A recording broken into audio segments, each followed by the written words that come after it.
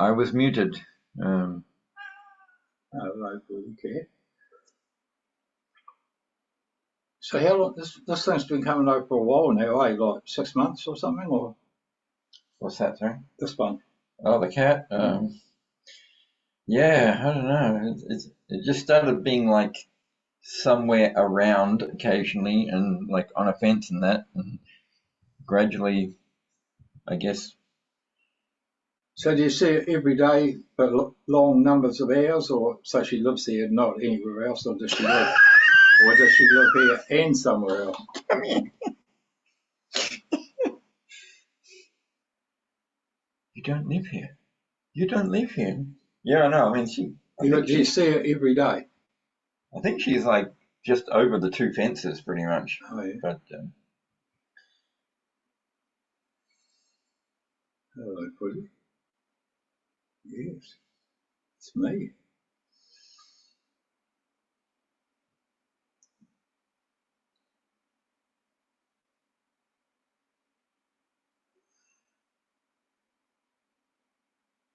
Cats aren't as intelligent as dogs, though.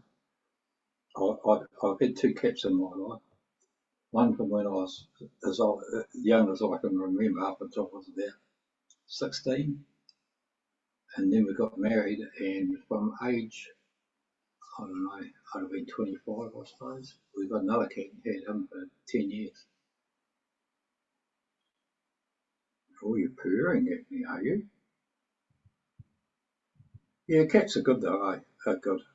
well, I've never been a cat person at all. Yeah. There's a Les Fox, yes.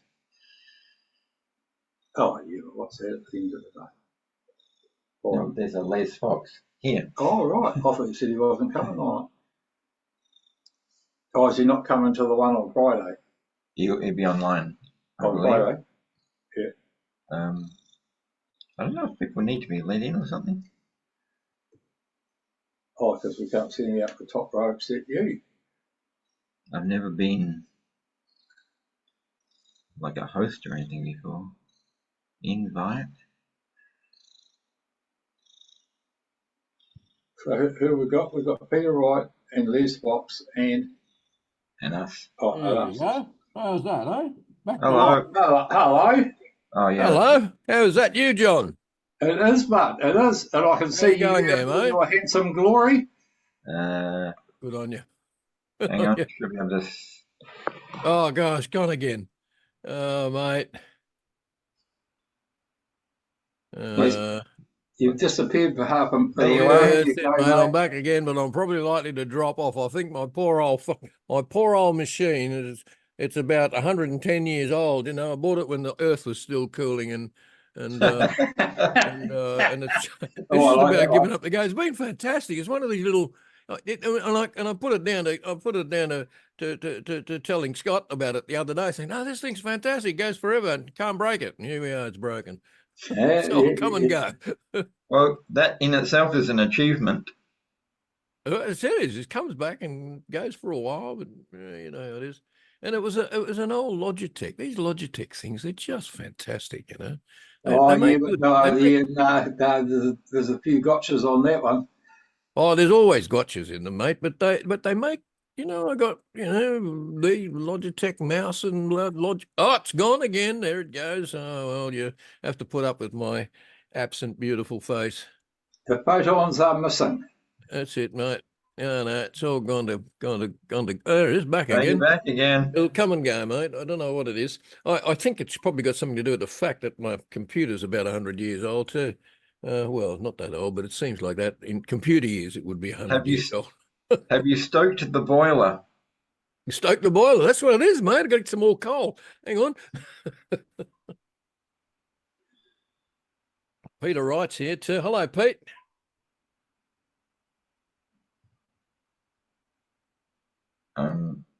Not sure about the audio situation in that direction. Oh, hey, it's Frank. G'day, mate. Oh, so far yourself. Yeah. How are you, Frank? You doing all right, mate? You traveling well? Slowly, yep, getting there quietly. Yep. Good on you, mate. Good on you. Well, yeah, Peter's coming to make tea. Oh, Yep. right. Yeah. So what's Mate, you happening? look younger every time I see you, mate. You must be getting really fit now. I know nothing. I know nothing. I know nothing.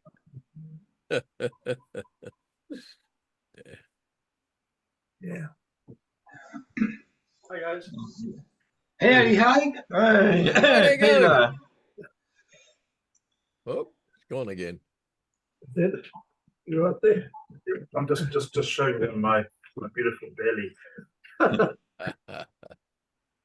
Take it off. Well, skinnier than mine, That's it, mate. but mine is getting skinnier. No, I'll put on weight. How are you, Peter? All right, I'm actually doing Keeping better. well? Yeah, sort of going like this, if you know what I mean. Right. So upwards, but not like this. Just sort of Upwards is good. That's it, mate. There, go up. You can It sounds adjust to the more like the altitude as you heavy go. shakes to me. What's that? I said it sounds more like the hippie shakes. All You right. shake it to the left, you shake it to the right, you do the heavy shakes with all of your might. Mm. No, this is just slowly, little by little, each year I'm recovering a bit more. So What was that? Sorry.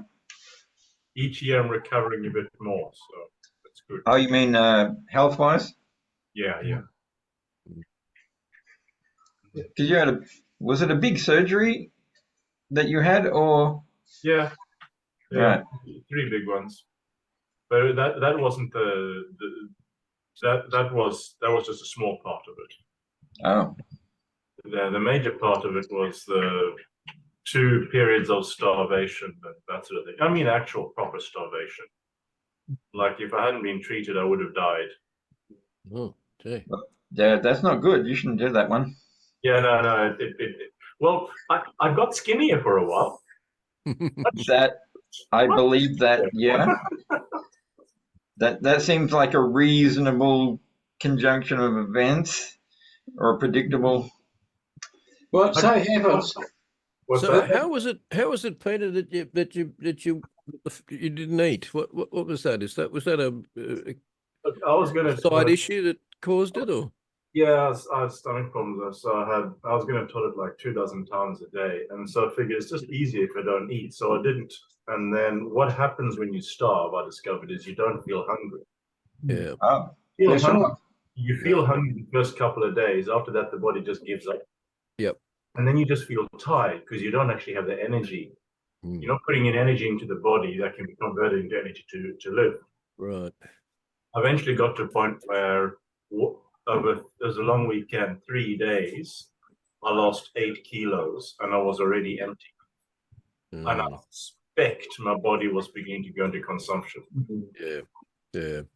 And then eventually, there was a lot of that too. A lot of that. Yeah.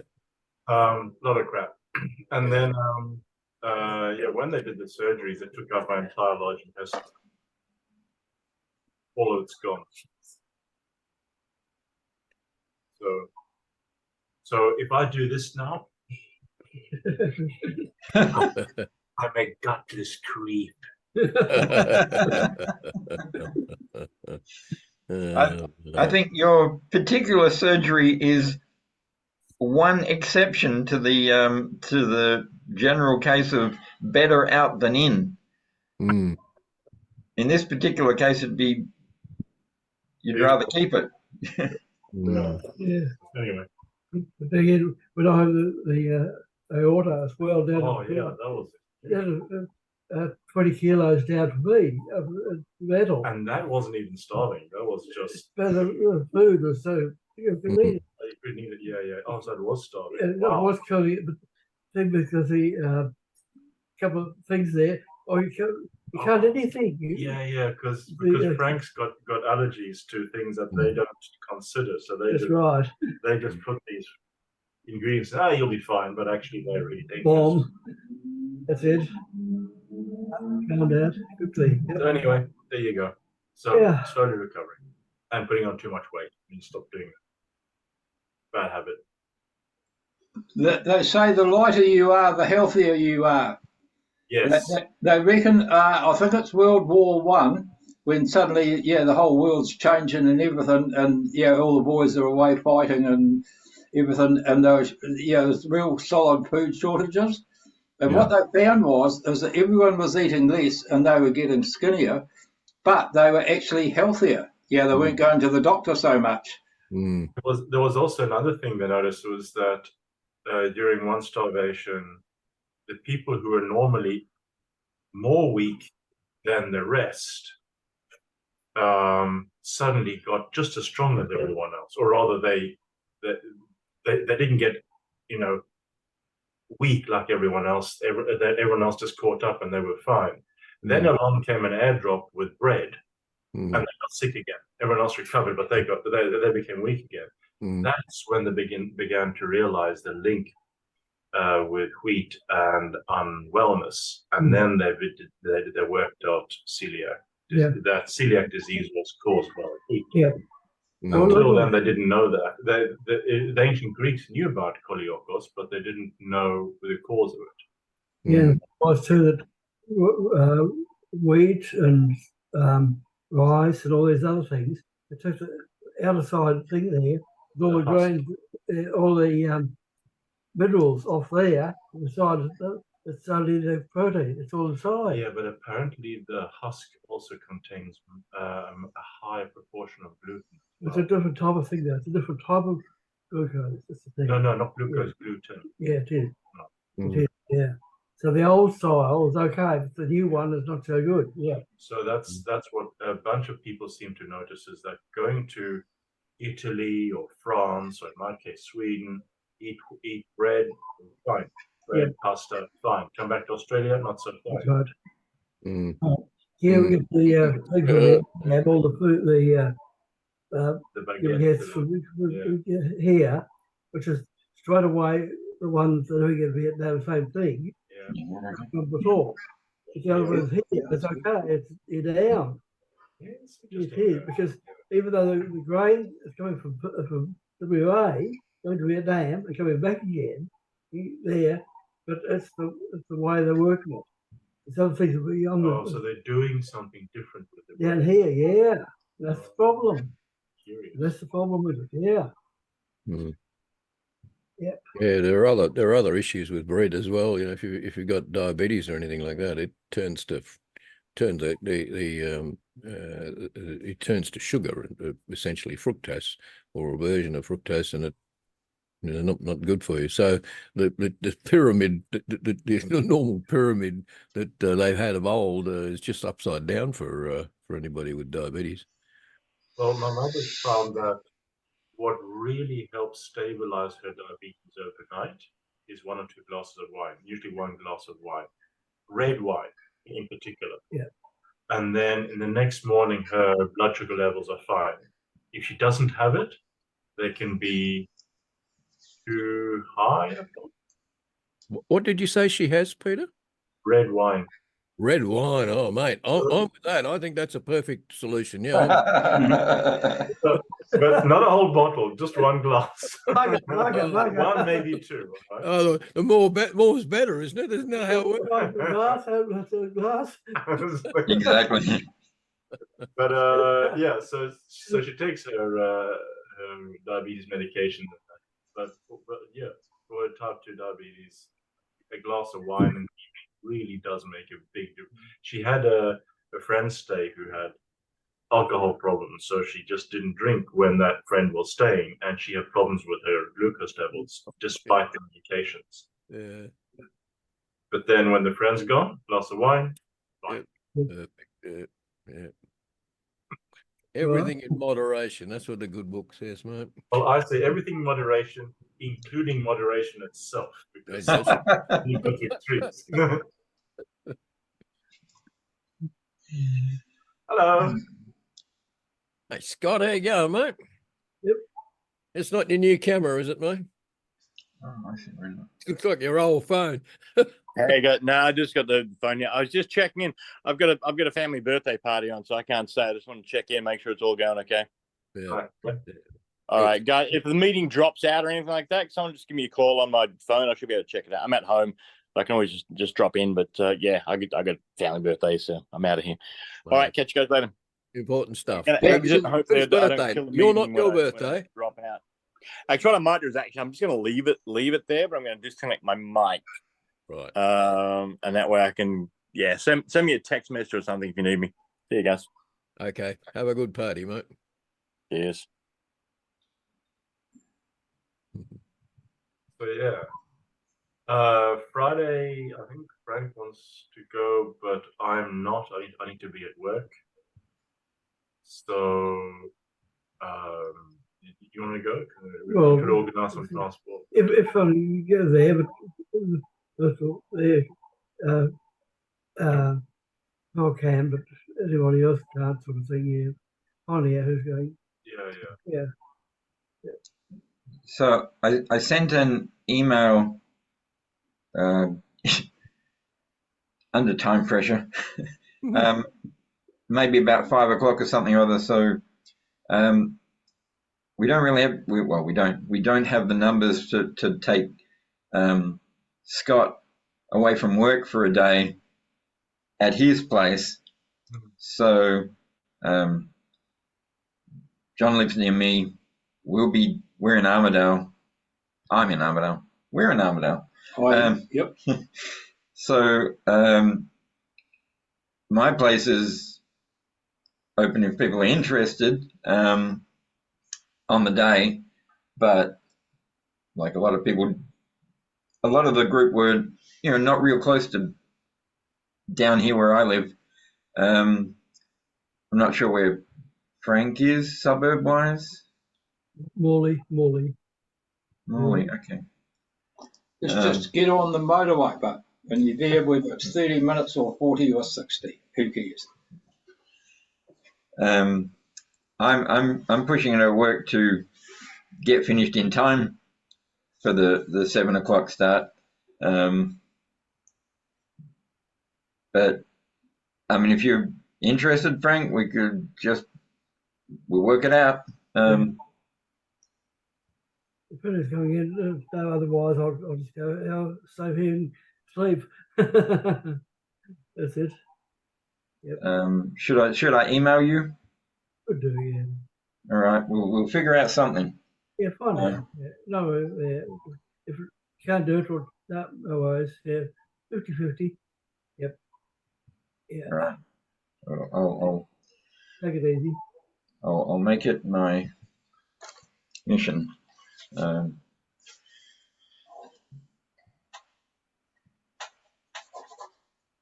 Note to self, not to forgetting about. All right. Are you working in C#? Am I right about that, Peter? Sometimes. Lately, it's been mostly C++. Okay. But, I'm quite proficient in C#. Yeah. How recent is the C++ they're using? We're migrating from 17 to 20 to 22 or something like that. Oh, okay. So we haven't done that yet, but that's in the works. So I'd say about mid-year we'll do the shift or so, I guess. What do you think about it? How do you like it, or? It's a different thing that I'd forgotten about. So I've been reminded of it. It's a thing a way of thinking that I learned at uni, and it's to do with how the compiler works, rather than thinking in very clean principles. It's more about the compiler linking code together in a very complex way, but it works, but it doesn't lend itself to things like VPLs and things like that very well, I think, unless you program you think it out very carefully. So something like Delphi or C#, you have a lot of runtime type information, and you can take advantage of that during runtime, obviously. It's runtime type information. And with that, there's a lot you can do with it that you can't do with C++. But C++, yeah, and then the things you can do with C++, you're generally not supposed to do because they're bad form, like the whole diamond diamond hierarchies and stuff like that. So they use fully abstract classes, which are called interfaces. Things like that. So it's a sort of, it does feel aged to me. The whole concept feels aged. Well, the language using 17 and then 20. I have attended a lot of online C++ meetings, from usually America, and well, actually America, Germany, Sweden, and like just in that discussions, like there are people there clearly in their commercial work who are stuck with like C++ 11 and even earlier than that, and most of the discussions are about all the things that are more up to date in C++ 17, 20, 23 even, and the other people are like, yeah, that's nice, but wah. Well, it's like when I was working at Telstra Health, they were using Delphi 2017, and it was what 2019 or 2010 or something like that that they introduced Unicode attributes, RTTI. Yeah, I think they improved the RTTY as well. Yeah, that's quite possible it was then. I don't remember when that was, but yes. And they said, "Oh, Delphi's crap." I said, "Well, yeah, because you're using an old form of Delphi. You need to have yeah, he's going to sleep. You need an updated version of Delphi. It's you have your modern language features in there." That's right. Oh no, but Delphi just crap, and they just blame Delphi. It's like, well, no, you're using an antiquated version, and I've tried to give them a roadmap to upgrade, and said, "No, it's too difficult. We want, no." They were just obstinate. It was just the attitude that was the problem. Were they using that with other? They were using that as a hybrid with C#. Okay. C# was fantastic, and I said, "Well, yeah, because you're using an up-to-date Visual Studio. When you're using it was then 2019, so you're looking at no, it was 2000. Was it 2009 they introduced it? I think it was 2009 they introduced those things. Yeah, so 2009 and 2010. Yeah, that's right. So it was 2019 I was doing this, trying to convince them to actually upgrade, and they were using Delphi 2007, sorry. Oh. And I said, yeah, you're using a Delphi that's like almost 15 years old. Correct. And then you're wondering why Delphi doesn't have modern language features. And then you're blaming Delphi. Whereas what you should be doing is upgrading.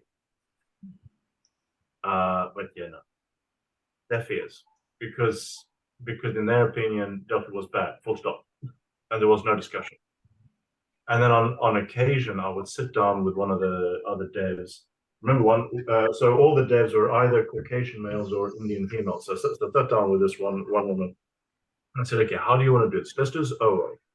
And I just went through it and said, "Okay, you want to do it this way or that way?" And she had options, and she, it's okay. So then we did it. It was tidy. And she looked at it. She said, "Wow, that's actually, I didn't know you could program OO in Delphi." And I said, this is also an antiquated version, so we've had to make do with ancient language features, in addition to the fact that we've also done this in OO, and you should always, all of you should be doing this all the time with a modern version of Delphi. And she had to turn around, and she started telling others, actually, no, you can do OO in Delphi.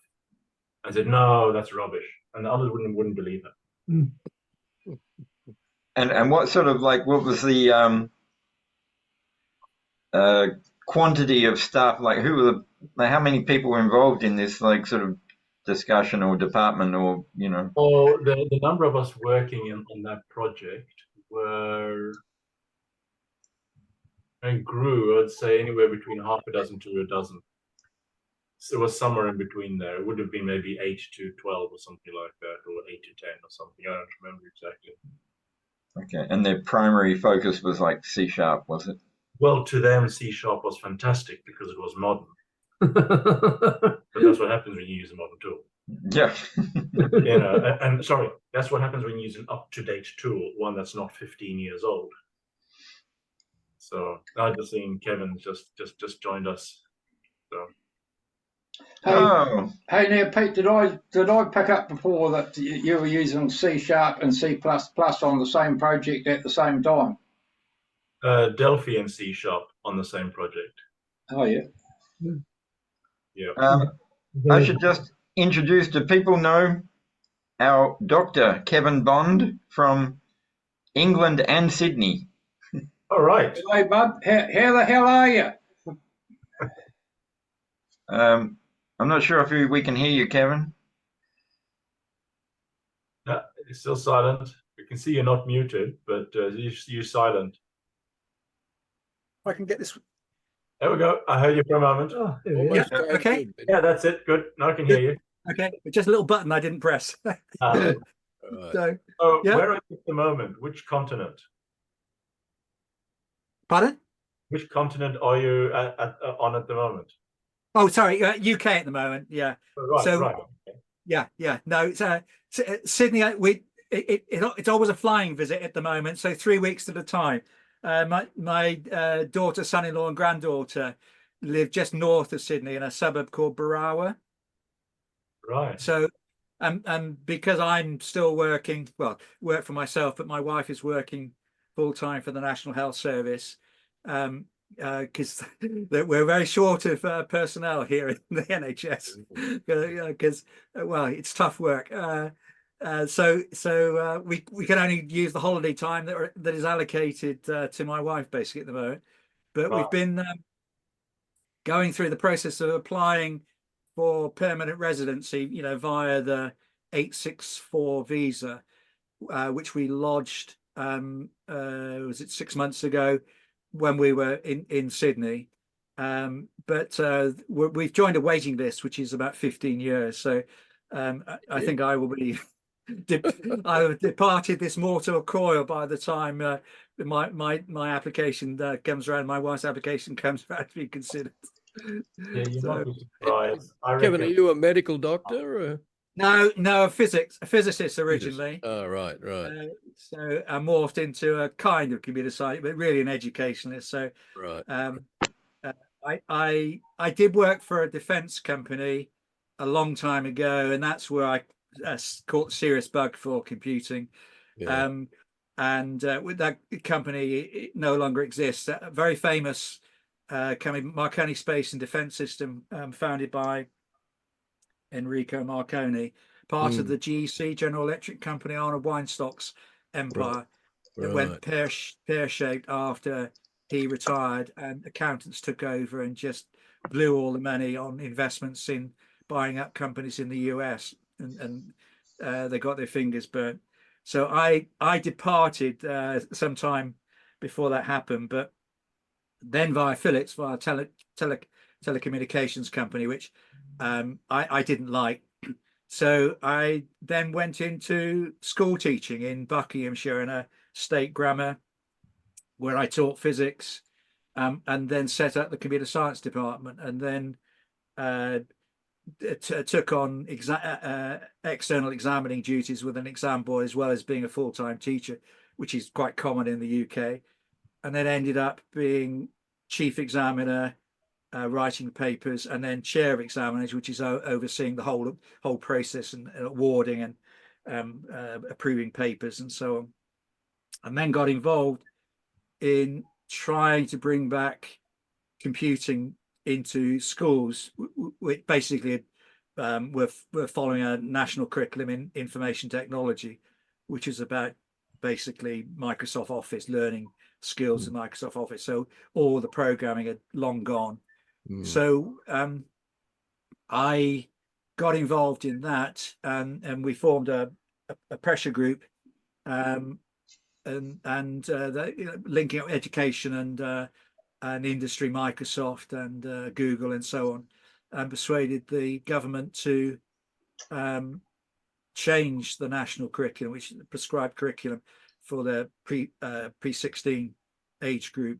So they changed the overarching term to computing, but basically it involves a lot of computer science as well as digital literacy skills as well. And that is rolled out across the world. Now, I mean, I was just looking this morning at the Brookings report, 2021, Building Skills for Life, how to expand and improve computer science education around the world. Because the challenge is still there, because we don't have the teaching workforce. The problem is the same in industry, and this prompted the change in the curriculum here in the UK, because University Computer Science Department numbers applying to read computer science had plummeted enormously in the early, going through the 90s and early 2000s. And that was because pupils were being taught IT and picking up that, well, computer science degrees are more about more advanced IT, and no thank you, I didn't want that. So the curriculum was switched. This is how things happen with curriculum. It just goes, it's like swings like a pendulum very quickly to the other without putting the workforce in place. Well, industry in the UK are finding it difficult to recruit computer science graduates, because they're not turning out. They're turning out more now, still not enough to meet the demand. And so, why would a teacher go? Well, there's a good reason for going into education, because sometimes you chase the money in the city or whatever, and you're doing something which is not particularly enjoyable. So I know, several people who've had high-powered jobs in the city and then switched to school teaching, because it's more satisfying than just going to work to earn lots of money. So a shortage of skilled teachers in computer science. So the UK have put in place training programs and so on, but it's still unfinished work. It's still a long way to go. And as far as Delphi is concerned, that's dropped off of school curricula some time ago. And it's sort of because of the advent of Python, etc., which is, the student, I find, I don't understand why they find it easier to learn Python than Delphi. Because they don't need to teach typing and stuff like that, like types, like strong typing. They don't need to teach memory. But having no blocking, it's all about the correct white space. I can remember years ago when I worked for Marconi's, because of Fortran had to be laid out very specifically, we tasked a computer programmer to write a preprocessor so we could write Fortran in free format, and it would turn it into the format required for the compilers of the day. So it's but the other reason is that all those people had grown up with Pascal, Delphi, had come to the end of their teaching career and had retired, and so they were replaced by new graduates who had been taught Java or more recently C# and Python. If they were physicists or whatever, they'd have probably been taught Python, or nowadays it would be Julia maybe. So Pascal doesn't get a look in, except if you are in a school in Russia where they still use Pascal. They use, and Germany as well, they still use a version of Pascal which is based on .NET. I'm just trying to think of the name of it. It's gone from my head. .NET, like Oxygen or something like that. Sorry, let me turn the volume up. I'm having difficulty. I'm going slightly deaf, I think, as well, so that doesn't help. But you're in good company. It's part of the age thing. Would that be Oxygen? I think it's called. No, it's not Oxygen. It's I'll think of it in a minute. That's another downside of old age, and lack of sleep and so on. But that's proved particularly successful because it was devised in a collaborative work between some Russian universities and German universities. But unfortunately, Russia at the moment is not very popular. So trying to promote that's the whole curriculum there. But as far as UK is concerned, it's Python in the national curriculum. Raspberry Pi, big charitable organisation now that funds a lot of research into education, does a lot of the training for teachers.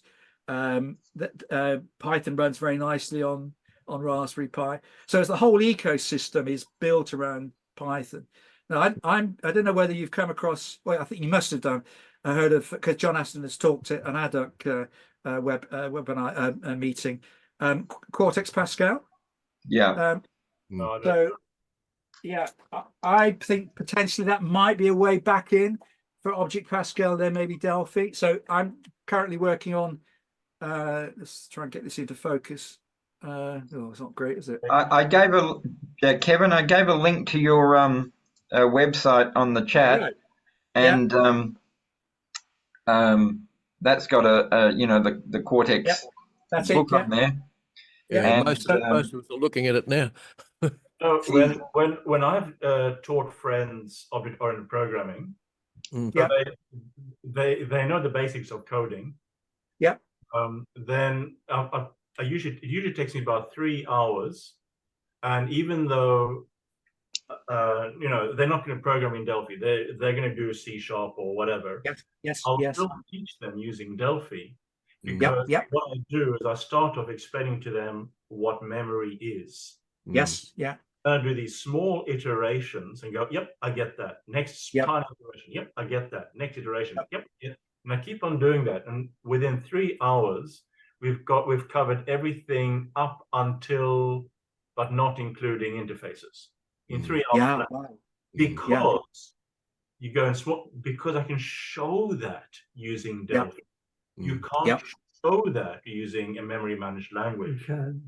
And so then they can actually see what's going on. And then one of the best units I ever did was compilers. Because having done compiling, and having done the compiler unit, I could then understand and second guess what was happening behind the scenes. Yeah. That is so. I mean, I taught at the upper end of the age range, so 16 to 18 for a number of years. We have an examination system which is split at 16. So prior to 16, there we'll do something called GCSE, and then post 16 they do advanced levels, and there are parallel sort of applied courses as well. So I stuck with Pascal because you could drill down to, you could examine memory, etc., because it still preserves pointers. And like I said, the biggest obstacle I found initially was students not understanding that you use addressing that starts at 0 from memory. And so it was more natural because Pascal allows you to set the lower limit to anything you like, to start at 1, because in their experience they've never come across a house that is numbered 0 Mellstock Road. It's always 1, 2, 3, 4. They are still struggling with the concept of 0, which was invented understood maybe 1,000 years ago. Sorry. Well, they're still struggling with the concept of 0, which was worked out about 1,500 years ago. I think it might be 1,500 years ago. I was looking at it just recently, and they have major conflicts. There's battles going for long periods of time about the ins and outs of 0, and everyone said, "Oh no, we don't need it." Yeah. That's why the Roman alphabet died of death. The Roman numeral system died of death. Because we've got a lot to hit the Indians for. Because that and you can't get the stone carvers these days. Yeah, quite tricky. Yes, it's really hard to carve the numbers into a computer screen and then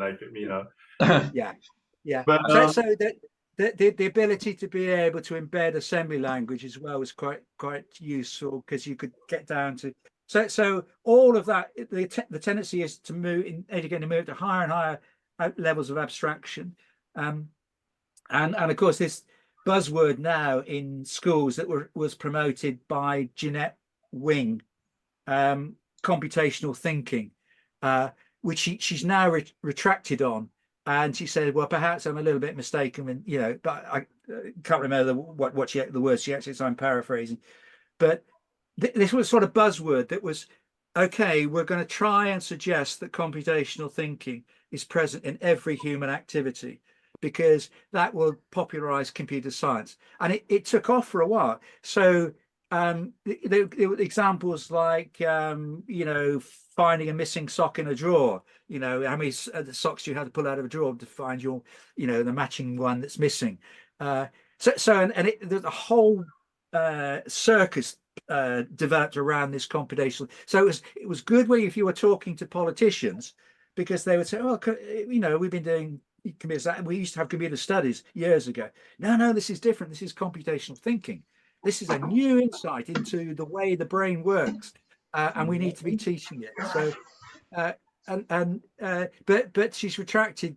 Well, she's watered it down a little bit now, and she's basically saying, well, perhaps it doesn't happen in, you know, in the way that I described in other disciplines and so on.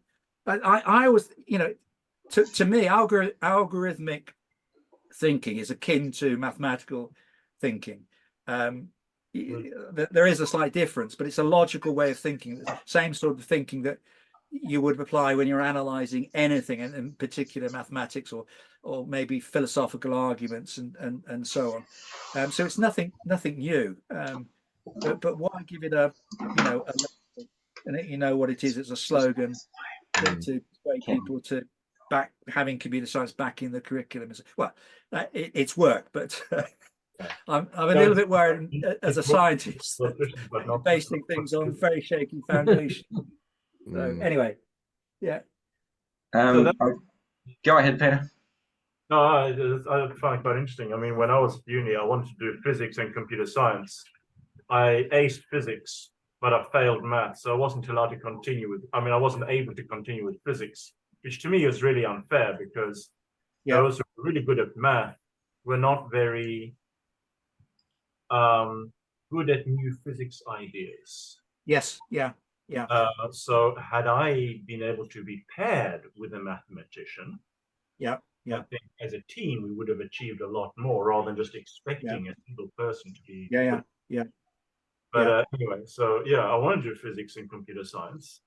I ended up doing computer science, and then the last decade or so, I've been thinking, teaching would be good, but I haven't got there yet. So I can see the parallels, but you've actually done them. So, hey, Kevin, I've got a question for you, bud. What sort of physics are your favourite things? What sort of physics is your favourite? It's solid state physics, because that's my PhD. So, so you know all about Schottky diodes and things. That's my PhD thesis was on an anomaly in a substance called nickel oxide, which has been a resurgence of interest very recently because of its potential for things like memistors, this new kind of memory device. But the anomaly was that, according to semiconductor band theory, it should be a semiconductor, but in fact it was a very good insulator. So my research was low temperature experimental work on the conductivity of properties of nickel oxide and its thermoelectric properties, because tying it together, there's something called a Seebeck effect, which thermocouples work on the principle of you can get drift velocity, you can get electron density. So I used an instrument called made by Keithley Instruments, which could measure down to 1,000 electrons per second, current with 10 to the minus 17 of an amp. Because it was an insulator basically, and we used to grow the crystals and dope them with lithium, and then my colleague who worked in the same lab came up with this idea of sucking some of the oxygen out of the nickel oxide in a furnace by manipulating the pressure of oxygen around so over 24 hours, you could alter the balance of nickel and oxygen, so creating vacancies. And that would, because it was a p-type conductor, that would affect its conductivity. So you'd add a bit of oxygen, you take away a bit of oxygen, and you'd affect its properties. So we're trying to tie together. And I ended up coming up with an explanation, which my supervisor got very, very excited about. Thought, big paper, big breakthrough. Went to the theoretician in the department, and he said, "No, I don't think this is right." But he couldn't explain to me why he didn't think. He had a gut instinct that it wasn't right. So I think that was the end of my physics career, because I came up with this theory, got the PhD, but I could have gone on, but it was a very, very difficult area of physics, and I thought I'd done everything I could do, and I couldn't take it. Correct, or was it wrong? Right? Do you know whether his gut instinct was correct or whether your theory was correct? I think he was wrong, but he was the professor, the theoretician in it, and as a 24-year-old student, I didn't feel I could challenge. I did think about it, but my supervisor didn't fully understand why either. So we just shrugged our shoulders, basically.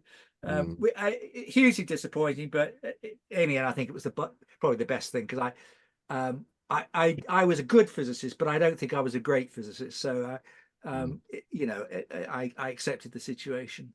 But so that is why I've had an interest in solid state physics. I also have an interest in applied mathematics. I'm not a pure mathematician, so I've never liked pure mathematics, but applied mathematics has always appealed to me. So I went to work in the defense industries in a future techniques group. Hey, what's your degree in pure maths or where it was another interest of mine in physics, which is basically flight dynamics, etc., and a lot of the signal processing, which connected with fast Fourier transform. Fourier transform is a very old theory by Joseph Fourier, but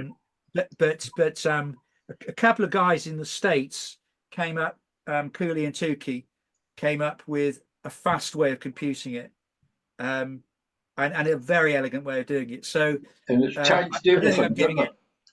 any secrets away, because it's I think commonly published in all the books now. But when I was at university, actually, the fast Fourier. I know we covered fast Fourier transforms in math. Yeah. So I mean, if you've got a Doppler shift in a radar return, you want to pick out the baseband frequency, and you do a Fourier analysis on it in a fast way with a fast Fourier transform. So it's the same that is being used in. I mean, I'm just getting something. Oh God, darn it! These motion detectors that you can get that are also used in cars and so on. I don't know whether you can see this. Yep. About 30-40 quid, and they actually have a fast Fourier transform baked into hardware there, so you can get not only movement detection, but you can also get the speed. And I did a talk to the UK developers group. First time I've talked about fast Fourier transform for a long time, and so there's an awful lot of maths in it, but very elegant maths. I probably it would have been 2 talks really. There's a lot of material, but if you go back into the history of it, the fast Fourier transform came into being because at the time, which is in the 50s, atomic bomb tests were being carried out in the States. So there was a lot of data, but also in Russia, and an agreement had been signed. I think it was called the SALT Treaty, which was to limit the number of tests. And the US didn't have a means to be able to check whether the Russians were adhering to the treaty. So they had what looked like an earthquake wave recorded, you know, and they knew it came from Russia, but they at the time they couldn't distinguish earthquakes from atomic bomb underground tests, and so they needed a quick way of analyzing those earthquakes to be able to identify whether it was a test. Just for that. Wow. So it wasn't developed for the sake of being developed. It was developed for a purpose. Yes. Yeah. So they ended up being able to detect tests very, very quickly. So that's its history, basically. Can I put in? Sorry, yeah. Go on, Kevin. So that's another interest of mine. Also, Lagrangian dynamics fascinate. Ever since a second year undergraduate lecture, when I looked at the beauty, you know, you're taught Newton's second law in school, F equals ma. But if you want to do any serious work, then you need to shift to Lagrangian mechanics. And there's a brilliant, you know, it's just so elegant. So that's another. Anyway, I'm probably talking too much. Not at all. It's great to have you visiting all the way over from the UK here. Well, thank you for inviting me, because as I said, I don't know when we're going to be moving permanently. Probably no, but we'll certainly, when my wife retires, try and spend longer in Sydney. I mean, one of the obstacles is the ridiculous price of property in Australia at the moment. Right. Yeah. So I read somewhere that with the kids at the kids' backyard or something. Sorry. Get a granny flat in your kid's backyard or something like that. They have, but we want our independence. They bought this property with it in mind that we'd be moving there, so it came with a granny annex. What about a hot air balloon? You're permanently aloft. Yes. I don't know. How about, because from the UK, a bit of home spirit, a canal boat attached to a hot air balloon? Yes. Yeah. Well, funny enough, we live very close to a canal. It's it's a branch of the Regent's Park Canal. Am I right thinking that? And there are lots of people who, because they can't afford houses here in the UK, they live in a barge, and so they have mains electricity, because there's a stanchion next to their mooring berth, which supplies electricity. So yes, I've always fancied living in a barge. You'd have to have air conditioning though. The summers over there. I'll also put in a word for the pure mathematicians. In, like, having mentioned fast Fourier transform, when I was at uni, you know, if you have a three-dimensional space, you've got X, Y, and Z directions, and coordinates in those three directions are like, they form the basis for any, you know, you can pinpoint any point in three dimensions using these bases.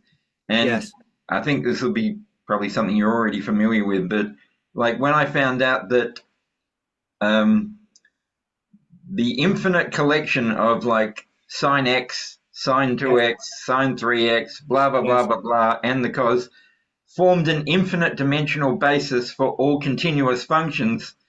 I think I was in, I guess, second year of university, and just like, no, it's obligatory. The Fourier series is obligatory on any physics course, because it underpins so much. It underpins optics, vision, two-dimension, as you say, three-dimension, and higher dimensions. It's the fact you can see. I think it came out of the work that mathematicians back in the 18th century, early 19th century did when they discovered Taylor series, curve fitting. And that's when they started thinking, well, how could we fit any form of curve as long as it's continuous? And of course, you can even obviously you can even deal with curves that have discontinuities if you're clever about it, etc. I had a girlfriend who she did friends at uni, but later on she went on to she got 2 honors at university. Then she did a master's in engineering. Then she went to Cambridge and got her doctorate there, and then she went off to Silicon Valley and programmed, you know, modems and that. And then she decided, no, I've had enough of that. So then she reschooled herself and went to work on Wall Street, like, you know, doing the whole So she's that sort of person, the ultra brains, and she was writing an app. She just wanted to change direction again. So she's writing apps. Just want to do one of those coloring in apps. Yes. She had a problem.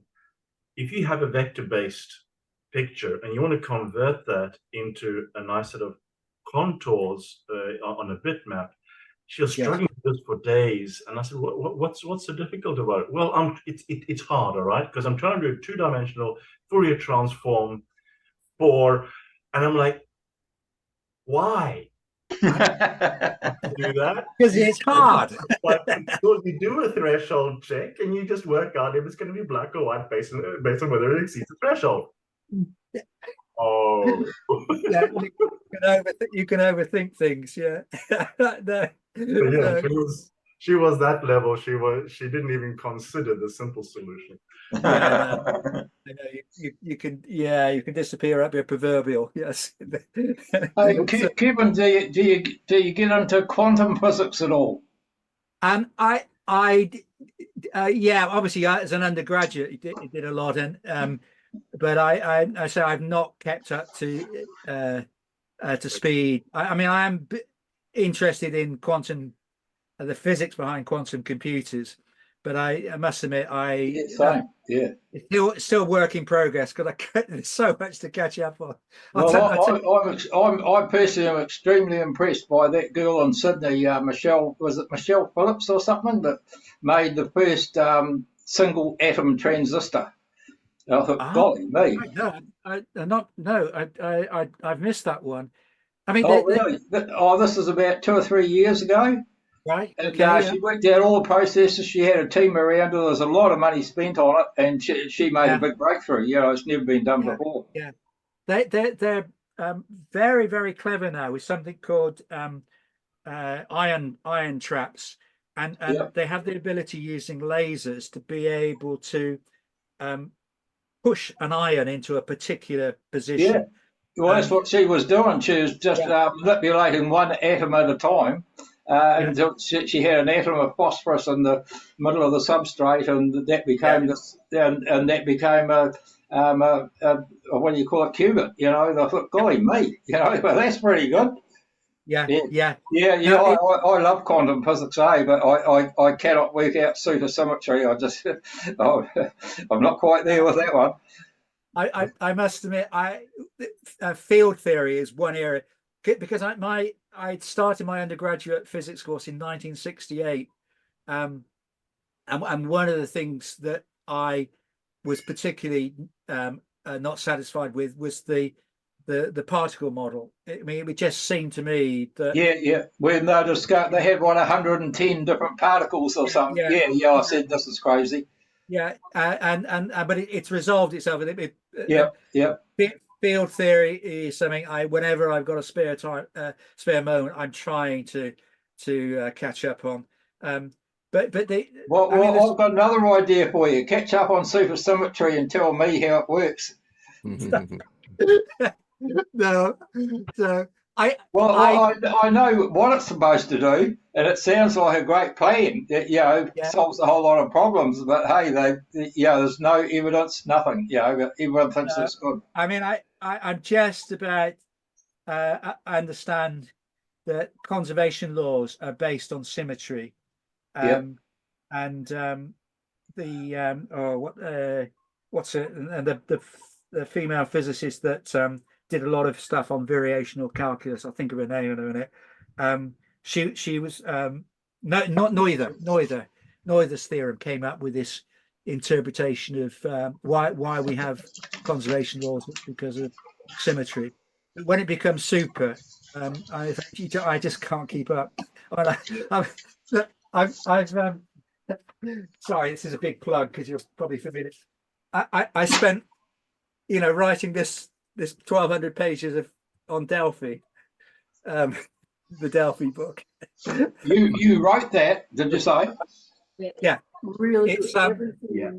how to program effectively in Delphi, AS, A level, computer science, and I stopped at 1,200 pages because my printer has a limit. It said it couldn't print anything than 1,200 pages. So that's for my kids as well, like a lot. Oh my God. Sorry, So I'll it- just. Time for assemblies and stuff it like started that. off. There's no way, Scott. I don't think you've ever been to any. It started off Do you know assembly? basically. I used to teach at A level, but it went on and on and on. Yeah, and if I was working from I home, got to I would still do the hours, but I would tell my work, okay, I'm clocking off for an hour. bring There, come back. Clock back on. OpenGL. Yeah, I can't do that in the office. I'm too far away. Your mic's on.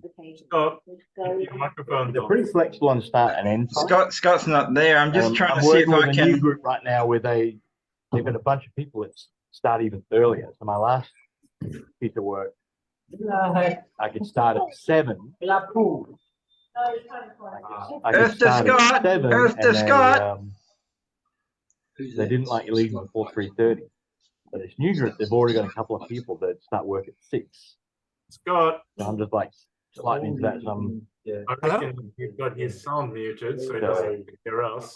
So because I've got a couple of people already doing that, I didn't even ask for permission. I'm just like, Oh, does anyone have his number?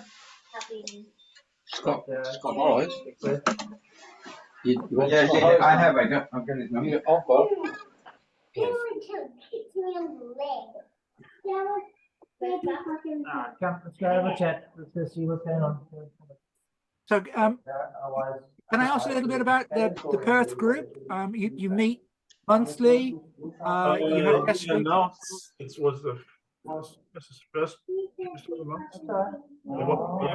Whatever The second Tuesday. Oh, That's right. Yeah, somewhere. There it is. and as it's a sort of general chit chat to talk over programming issues, or do you have guest speakers? Bit of everything. Yeah, it's a bit of everything. So sometimes sort of presentations by each other, or sometimes Okay. presentations from outside. Okay. Problems like someone's got stuck with something. I know. Yep. No, they don't make them There's anymore. often just general chit chat as well. The phone's not. People are general Okay, chit chat as well. Yeah. So very similar to the. They don't make UK this phone Delphi anymore. developers. So- I mean, I'm not a professional programmer.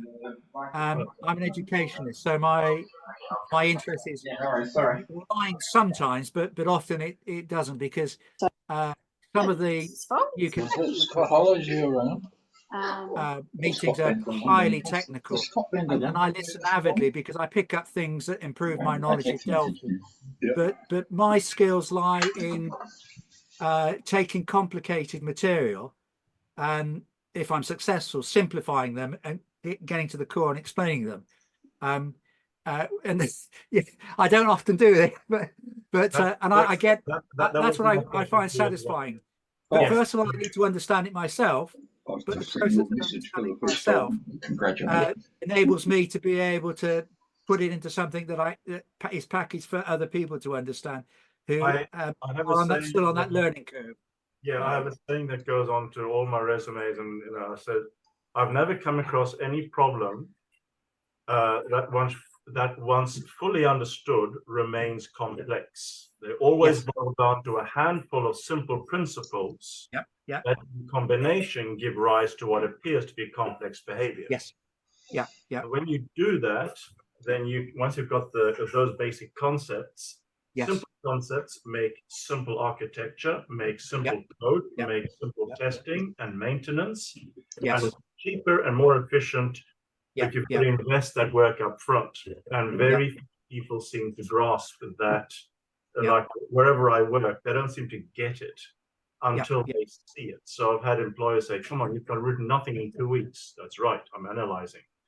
And I have methods such as, if I go to my client with a conflict in requirements, I must state it in no more than 2 sentences and possibly a third as a question.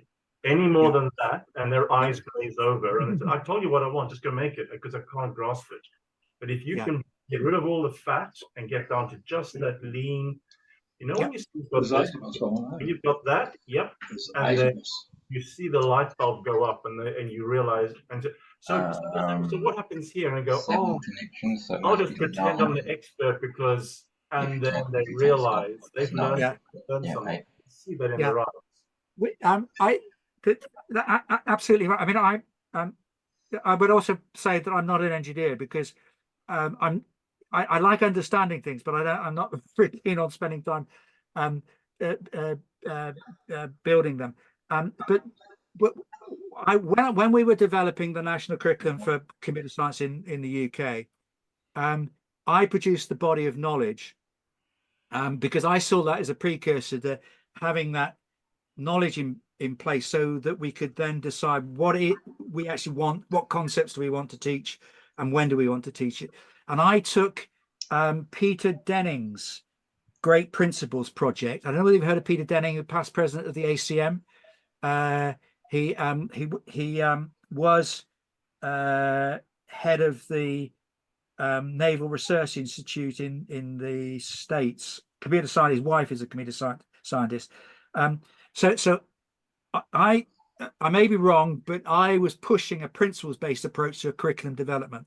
So if you can identify that, and this is quite hard, Peter Denning found it, if you can identify the principles, then you could say, for this age range, we're trying to teach this principle, but the vehicle or the context that we're going to use is age appropriate as follows. Concepts are also equally important. So there are 2 strands, the principles and the concept. But and in my background being physics, I was looking for principles, you know, like kind of the law, you know, so that it's something that you can drill down to the underlying principle. Now he wrote a book, and there's still, I mean, he must be now 80. There's a website, Great Principles Project, but he organized a conference back in it was about 2006, I think, called Rebooting Computing, and it was held in Mountain View, California. And so the people from working in education research and computer science were from around universities around the world were invited, but also the big players. Vint Cerf put in a presence. Who else? People from Google, people. Alan Kay was there, and so it was a mix of people in education. I persuaded my school to fund me to go to the States for this week-long conference in Mountain View. But the idea was to brainstorm together how do we change the curricula around the world, and it did prove successful. But Peter Denning was the organizer of that because he saw it as important. He didn't push his great principles, but that's where I picked up on the great principles. But what I also learned was there are a lot of there's a lot of research going on in computer science departments across the world, where the computer science is sort of divided into those that are cutting edge research and in terms of technology and computer science algorithm, and then there's education. So there are a lot of computer science tenured people who basically are researching how do you teach computer science. People like Dan Garcia in the States. So I mean that certainly was encouraging. But I say we had great battles over here in the UK because there was, I thought, and I still do, I think there's too much emphasis on basically the old traditional stuff that you would have seen in a curriculum 40, 50 years ago. Okay, it's concepts, but it lacked the principles, and I thought that we'd be able to move on if we could identify those principles. So my body of knowledge is still out there. So it's like a spreadsheet with the principles, and then the columns are for the different age ranges and how you would deliver it and so on. Are you still talking about actual, like focusing that on teaching computing generally, or are you talking about even more general, like just no, it's still computing, but a big practical element. Obviously, you know, you've got the algorithm stuff that you've got, you know, you should do because that's important. You've got the coding stuff, so you need to learn a programming language to turn the algorithms into executable code. But are there not underlying more fundamental principles? And you know, because if you take it off the shelf at the moment, a computer science, certainly in this country, the GCSE will appeal to those that like programming. But if you're trying to create a curriculum for everyone, but you know, limited still, when I say everyone, it should teach more generic principles.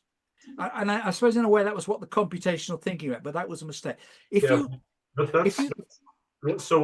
when you talk about concepts versus principles, are you talking about foundational concepts as in this is what a variable is, this is what inheritance is, and then principles, these are when you apply them? Because no, it's more fundamental than that. It basically, when you record information, you're using a physical device, so it's almost down to the level of the physics. I'd have to go back and look at it in more depth. So don't forget that many people struggle with abstract thinking. Right? Yes, I know. So what you need to do to teach them abstract thinking in the first place. Yes, but it might, and this may be why I failed on the communication front. My idea behind a principles framework is that the principles framework drives what you teach, but you don't necessarily explicitly teach the principle. You put it on a vehicle, and by kind of like osmosis, the students are acquiring the knowledge of the application without realizing that it relies on a principle. But you're scaffolding them towards understanding a set of principles, which they don't go on to engineering, don't go on to being professional programmers. They understand. So the concept of momentum is one thing. But the principle, the conservation of momentum, is the principle. So why do you have the concept of momentum? Because it is important in understanding that momentum is conserved in. So I would say that you would have to begin. And look, I've taught martial art for many years as well, and the principles remain the same. You need to give people an understanding of what they're dealing with first. So that's the concept. Yes, absolutely. So and very often that comes down to a feel, right? Yes. And you feel what that is. When you think about, or at least I do, I think about physical forces in my mind as I wish I could. I mean, I could, if I was an animator, I could quite easily animate them because that's how I imagine them. Yes. So there's a certain feel to that. So if I'm talking about a concept such as anytime someone strikes, you can deflect that, but you return in the same direction they came from because it's very hard for them to defend. If they've gone out this way and you block them, and they're coming back, they don't have much to actually return with. But whereas if you come, if you come from another direction, they can just it's the concept of it. So once they've got the concepts, you can start putting those concepts together and say, now you can start seeing patterns. Yes. And those patterns are what you then talk about when you're talking about momentum. Or what you talk about where you build on those then, but you first have to get the concepts. I have a feel for that. So once I understand the concept of mass, then what you do is you say, okay, now this is physical mass. And then you can use analogies to then show that mass applies in other more abstract ways as well. So it could be electrical, a population or something, I don't know. But you can come up with things like that, or you can make it, and then by them understanding the concept first, you can then show them how that applies in absolutely. But and so have the principles afterwards. Separating out the pedagogy and so concepts are important because you can't grasp principle of momentum unless you first grasp momentum. But even that is abstract. So you look at physical scenarios that reveal something is going on here related both the mass and the velocity. So yes, but all I've seen in the past is that you end up with a curriculum, unless you've got guiding principles that could be like a sweet shop that where you let's have one of those, two of those. That's important. I've found that I've used that every day in my professional life as a programmer, and you're putting it together. But as a curriculum developer, I think, and not a lot of people agree with me, but I think that if you have principles, you then look, okay, for the concepts.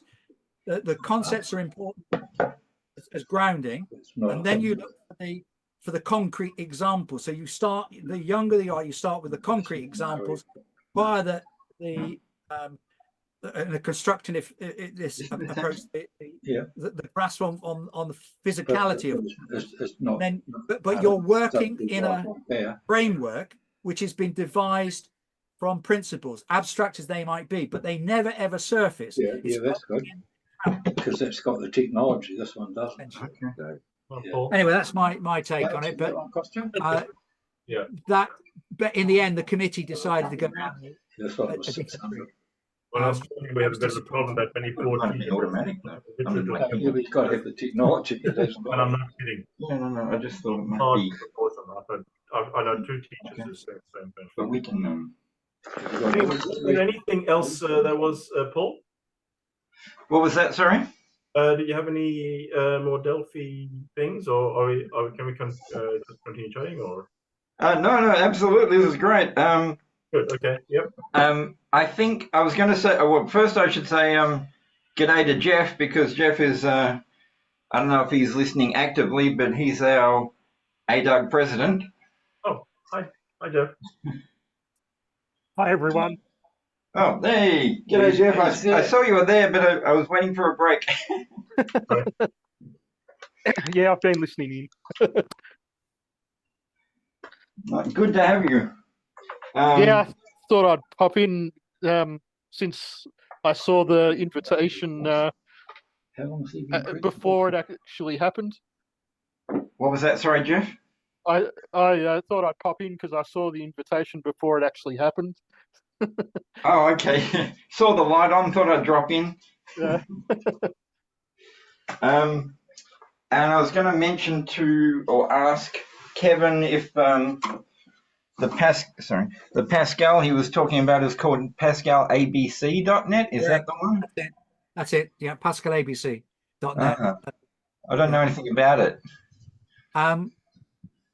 It's a whole package, the whole ecosystem with library support. Obviously, .net you can leverage functional programming in a lambda calculus kind of way, but the graphics and it is web based, which is very nice. So issues of installing software and keeping it up to date, which can be a problem in schools, is solved.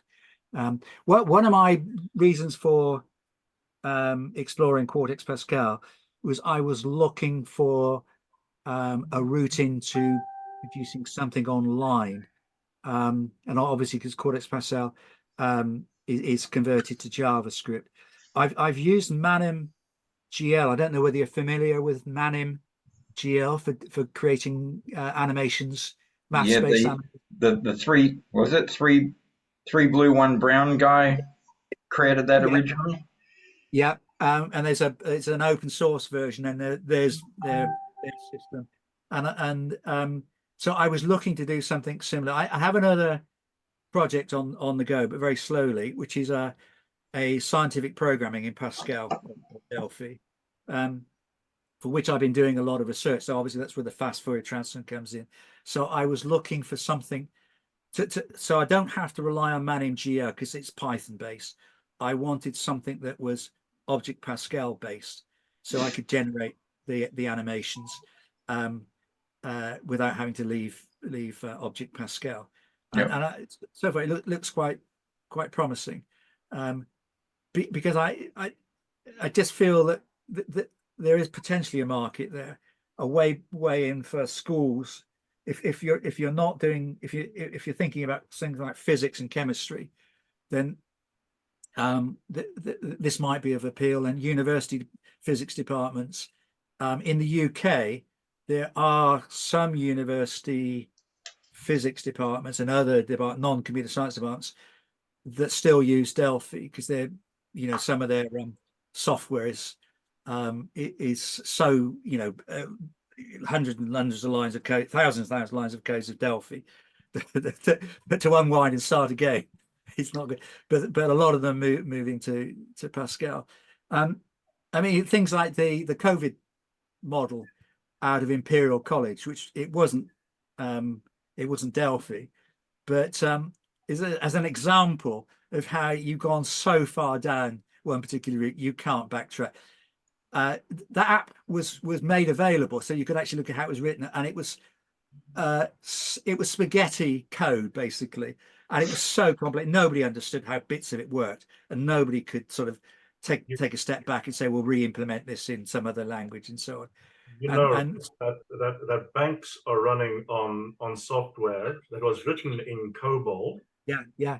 The original source is gone, but they can't do anything about it because they've lost the source. Yes. And it's core to all these other layers on top. Yes. So they can't get rid of it. So they need to actually have computers that are compatible with that old code for when they pack up. Yeah. Because they can't redo it. Yeah. One of the banks I suspect very much is. Oh, it's like the city on Coruscant. I'm talking about. Well, it was just layers on layers on layers on layers until you don't know what's at ground level anymore. And that's our economy is running globally on that sort of software. Yeah. I know HSBC, I suspect very much is in that boat because their software is absolutely terrible. It's always they probably have updated the front end because they use Cloudflare, and it keeps coming out with lambda expression incorrect or something like that. So when you're doing some work, it falls over. You get very, very worried. But then I think I can understand why, because it's very old software. I mean, one of the what's just trying to think of the advantage that financial institutions that started afresh, very last 20 years or whatever, over banks was they could get people to sign up online, which would give them greater marketing potential, whereas the old banks that were based on paper-based records and so on didn't have that sort of detail that would enable them to market you information and so on.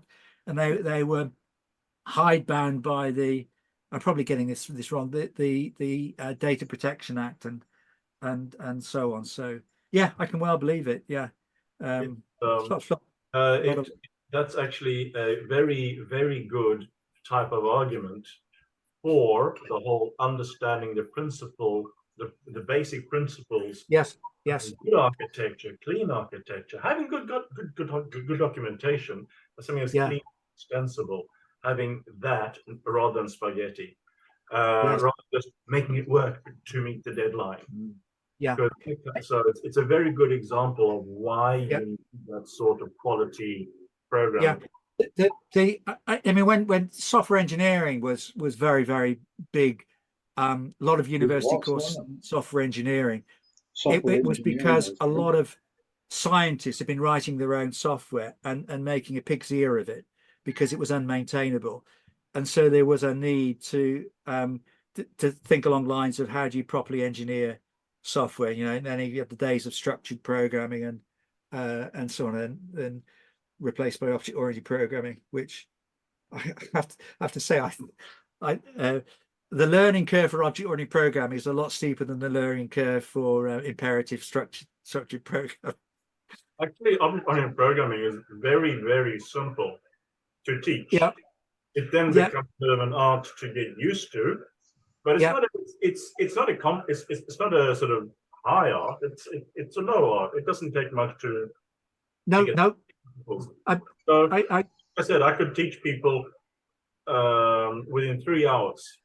Yep. Yep. That would be equivalent of an entire course.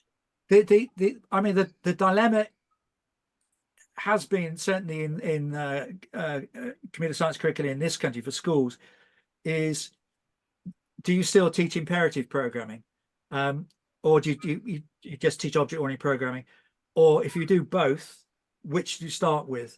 You know, if you're teaching algorithms, then certainly, you know, structured programming, imperative programming is I think is the route to go down, because you can express it in pseudocode as an algorithm.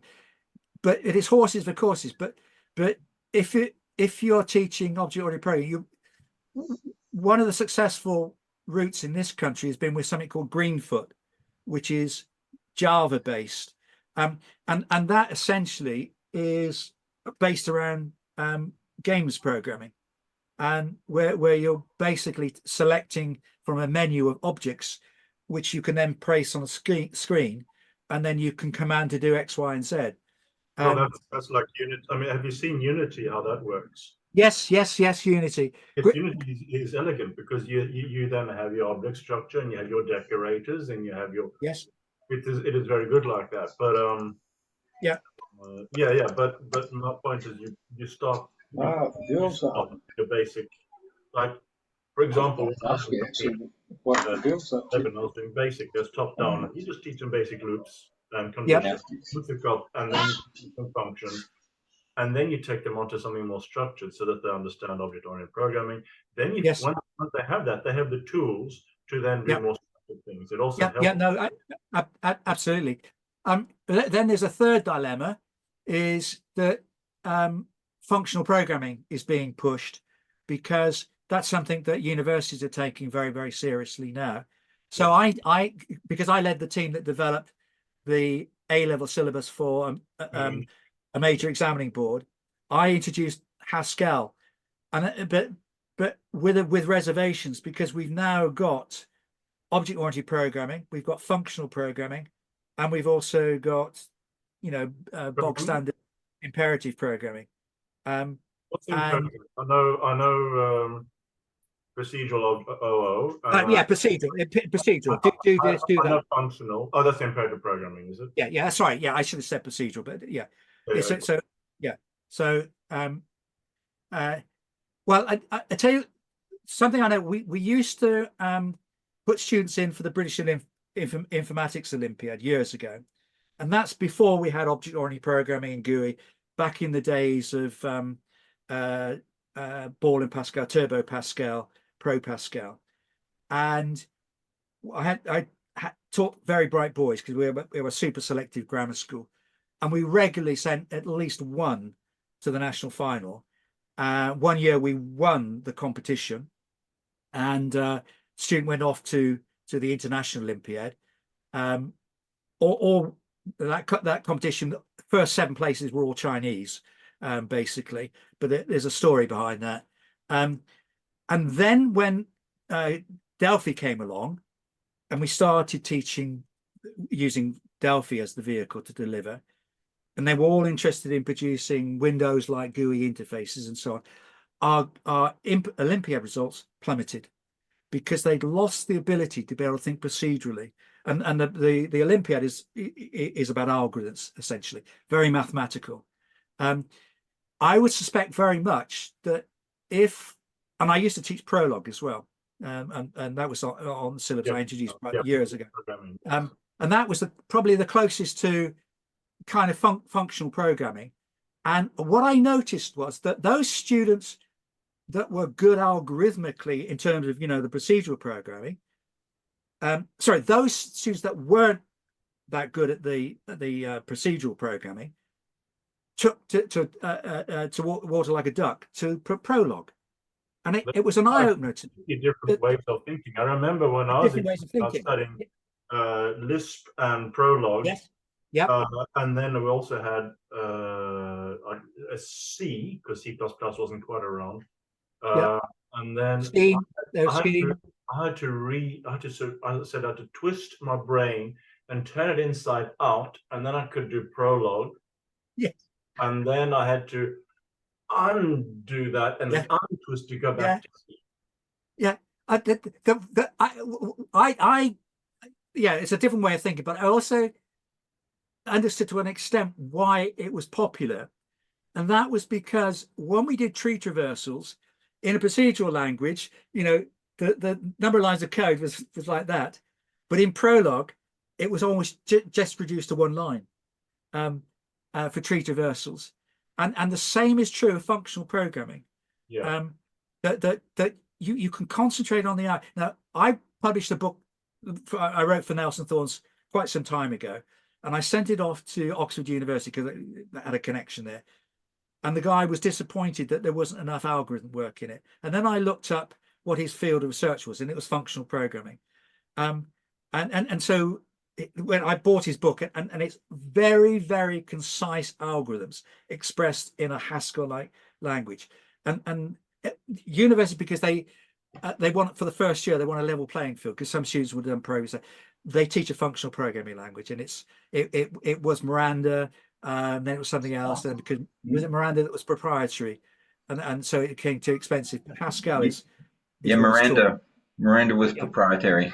Yeah, so universities stopped using it because they were charging too much, so they switched to Haskell.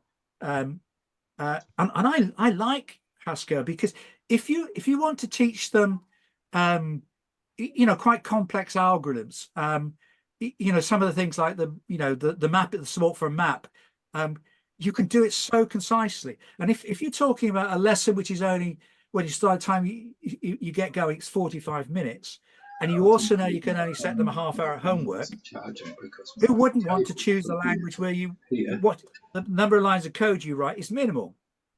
Yeah, sure, but I think there's a case to be made that early on you want to just teach them basic concepts, as in how to actually program, and then and how you have entities. And once you have that, and this is basically what we did at university. First university, we did Prolog and lambda calculus, which led to Lisp.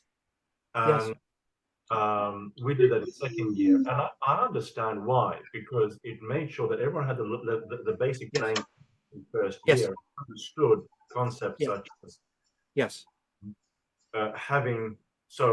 using Pascal, having things like constants, global constants, that you tweak that, and then your whole program changes, because you know, we would, for example, one program we were doing was, you know, when you spin a wheel and you gambling and you get cherries and whatever. And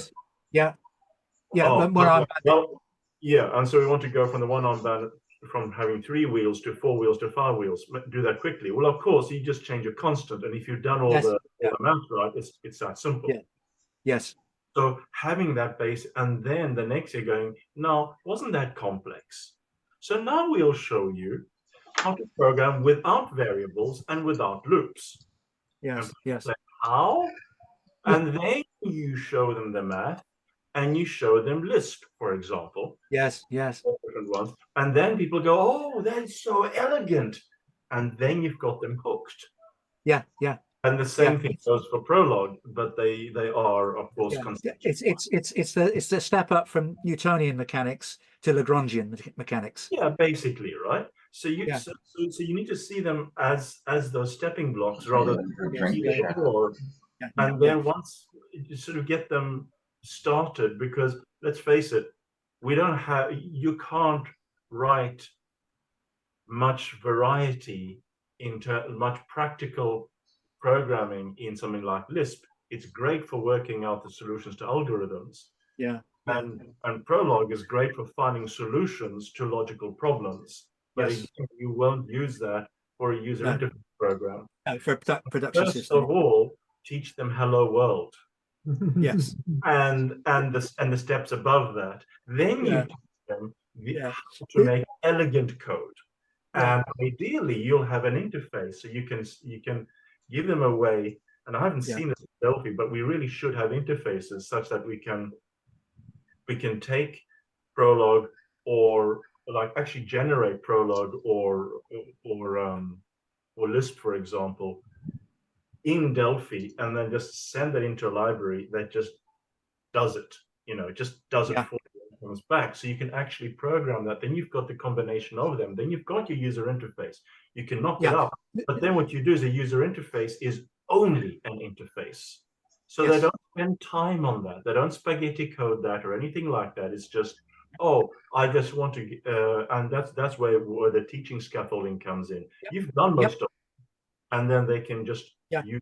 I mean, that's the fun of teaching computer science, because you're being faced with challenging problems, different thinking skills, different web backgrounds to pupils, and you're trying to find that common, or that route that satisfies everyone. That's that I would faced with that I tell you, well, interesting to me, may not be interesting to you, but when we formed the computing at school group, there were 7 of us initially that kicked off the whole process of, we got to change the national curriculum. So I knew Andrew Herbert, who was the CEO of Microsoft Research UK, and because we'd won a school had won a competition, our computer science had won a competition that he organised. So I said to him, "There's a problem." Years earlier, Keith Mander, who he's vice chancellor of Surrey University, but professor of computer science at York, and he contacted me and said, "We've got this problem. Our numbers have plummeted. What's the issue in schools?" And I explained it. And so 10 years later, I had this conversation with Andrew Herbert, and he echoed this issue that in Microsoft they were not getting the quality coming forward, not in numbers as well as quality, basically. And so because of his level, he organised a meeting in Cambridge, and there were 7 of us. So there was Chris Bishop, who is now the head of Microsoft UK, Andrew Herbert. There was a guy from the corporate side of Microsoft. There was a guy, I think, from BT. There was myself, my chief examiner, Sylvia Langfield, and a guy from the sixth form college in Cambridge. And there was Simon Peyton Jones, the inventor of co-inventor of Haskell, who I think went to the same church as this guy who was the head of the computer science. That's how these things work. So he was there, but he ended up being chair of community school group. A very good guy, actually. So we sat down and worked out, and we kick-started the community at school group, bankrolled by Microsoft and Google, because a guy from Google came in, Peter Dickman, to help us. A lot of money.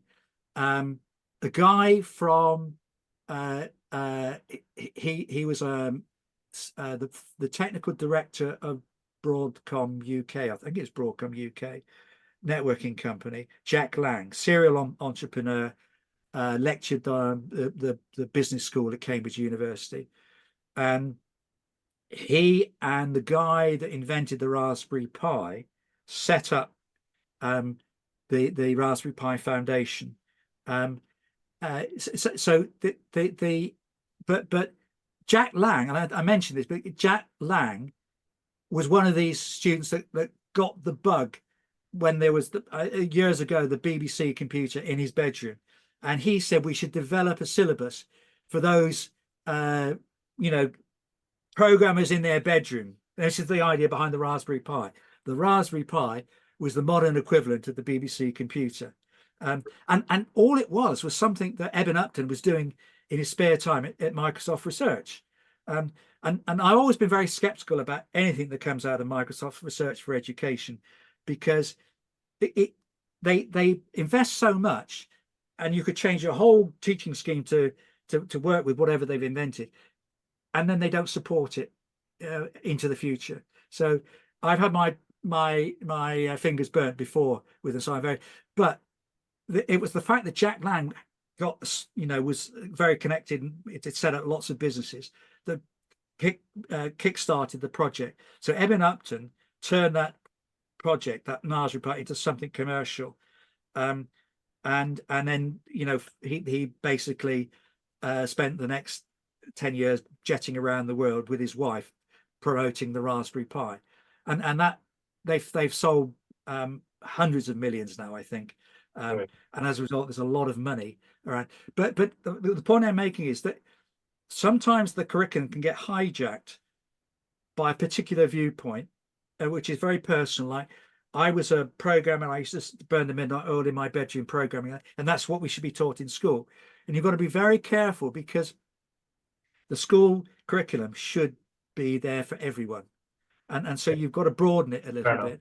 Yeah. And the dilemma is, what do you put into that course that seems to have a broader appeal? And I'm always wrestling with this, because you've got a finite amount of teaching time. You're also at the back of your mind that you've got to examine this. So how can I actually examine it? So the board I worked for, in, you know, my first hat was the teacher. We actually produced an online examination to test their practical skills, because if you put a lot of practical content, how do you assess that? So the schools were issued about 6 months before the exam with pre-release material, which was a project that code that had been produced, but it was the skeleton. So we had to produce this in 7 languages at one stage, because there were 7 languages, you know, out there. It was being taught in different schools. Very expensive. And then they'd work on this, and then they would have a 2-hour examination where they'd be sat in their school at the screen, answering the question paper online, but they would be asked to write some code that was based on that pre-release material that they actually did. Yeah. And so you're trying to match cost. You try to say, is it feasible to have a test in school, like a physics practical exam, but this is an online one? How do you stop cheating? So the school, it's an implication for the school, because they have to shut down all access to Google, etc. So the logistics are quite high. But we pioneered this with AQA. It wasn't original, because we were aware of something else that had been piloted, so we took on board, and very glad. That's another reason why Delphi was dropped by AQA, because how could you justify the cost of producing a pre-release material program and employing the examiners to experience that language for a language where there was only one pupil or one school entering? So but those are more sort of logistical problems. But but cost is always a factor, a very important. Yeah. So I mean, nothing that I said there was really sort of. There's a Lisp and there's the prologue, but the thing is, you need to be able to teach them. And it doesn't have to be basic, but it could be JavaScript. But the idea is to just teach them some of those concepts first. Just give them the hello world, give them the hello world with a window, and if it's done using Maui, great. You know, Maui is cross-platform C# Visual Studio, right? Yeah. Which to me is FireMonkey's big competition now, because Embarcadero have taken so damn long to not really market properly that Microsoft have now got Maui that will do the same job. But I must say, it's an absolute pain to work with. So this happens to be simply because you can just literally say new form, put a label on there, done. But still, just whichever language you pick, it's the idea of just to take them once. It's like I was saying before. I can teach everything from what memory is to polymorphism and how it worked in the background in 3 hours straight. Once I can make it. When I worked in industry, I had this marvelous opportunity to work with a guy, a PhD from Cambridge, which he got some private venture money out of Arnold Weinstock, who was notoriously tight with money, to develop a portable operating system in BCPL. And I happened to be working in the same lab as this chap, and oh, that looks interesting. I could learn a lot from this. So I joined the group. And so, and the idea was that each time you had a new missile development project, because I was working for the missile division, a new homing head. It was a new chip design, because we used to design our own chips and with the Hurst Research Center and so on. What if we had a very, very tiny core that was then, and then you had all the operating system written around it in BCPL. So when you ported to a new chip, all you needed to do was write that very small 300 lines of core code, but all the rest was in a high structured language. And what he said to me, well, okay, BCPL, yeah, okay, it's like C hadn't been invented; it was a forerunner to C. And I remember saying that I picked up, once you've learned one block structured language, you can quickly learn another one. That's so right. Yeah. So that stayed with me ever since. So that's the stock argument I give. Why aren't you teaching Java? Why are you teaching Delphi? And I say, well, once you've learned one block structured language, it's easy to pick up another. So that's fine. Yeah, but there is that, but there's also the whole memory management thing as well that needs to be. Yes. I mean, a good example was this place. I was telling them just before you joined up. There was a place I worked at a few years ago where they had a program that the final binary was running both in Delphi, written in 2007, I think it was, yes. in later C#, and it was the one binary. It would have a translation layer. Yes. Yes. And there was one time there was a memory leak, and they just hated Delphi because they were using an antiquated form of Delphi. Yes. Yeah. They didn't have any modern structures in like, because 2007, right? Yeah. Using this like 5 years ago, so they were missing a whole bunch of language features. Yeah. And they just didn't like Delphi. Oh, it's Delphi. And so I got the task, being lead, was it a tech lead, to then find this bug. And I found it, and what it was that it was in C#, and they had created and allocated some resources, and they expected the garbage collector to tidy up. Yeah. And I said, yeah, guys, it's your C# because you guys are not using good practice. And at first, of course, and I had to show them so that there was no shadow of a doubt. And they go, oh, well, okay, fine, but still, there was, still fine. It's still Delphi is bad. But the thing is, so that was their attitude, and I was trying to turn that around. But so there's again, yes on the but. And then by contrast, this job I'm working at now, I'm working in C++. It's the first time I've ever worked with C++. Yeah. The first interview I had was an online interview. And they said, so have you worked in C++?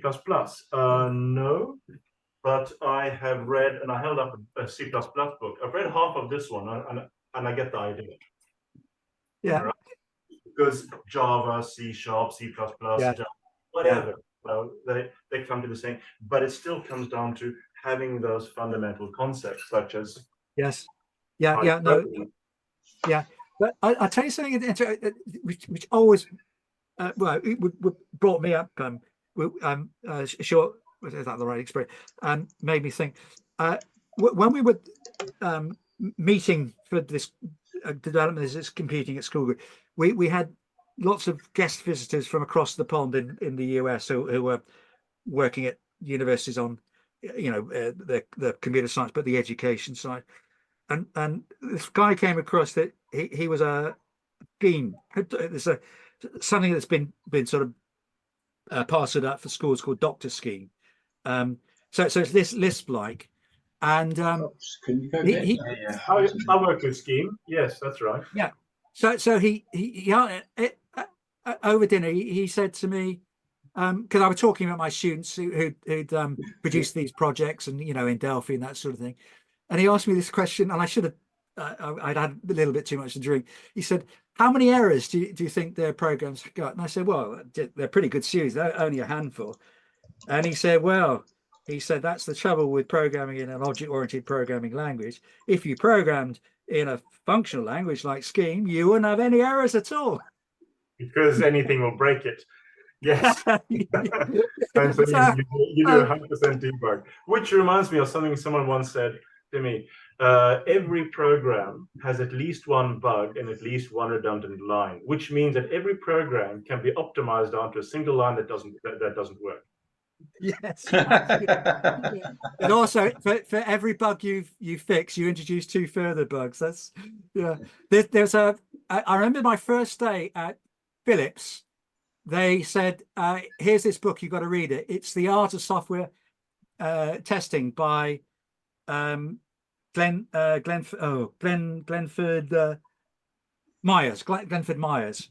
And the first little test that you do to see if you're really, going to read the rest of the book is they ask you how many tests, software tests could you devise to test to see if a triangle is scaling, and I managed to write down about 7.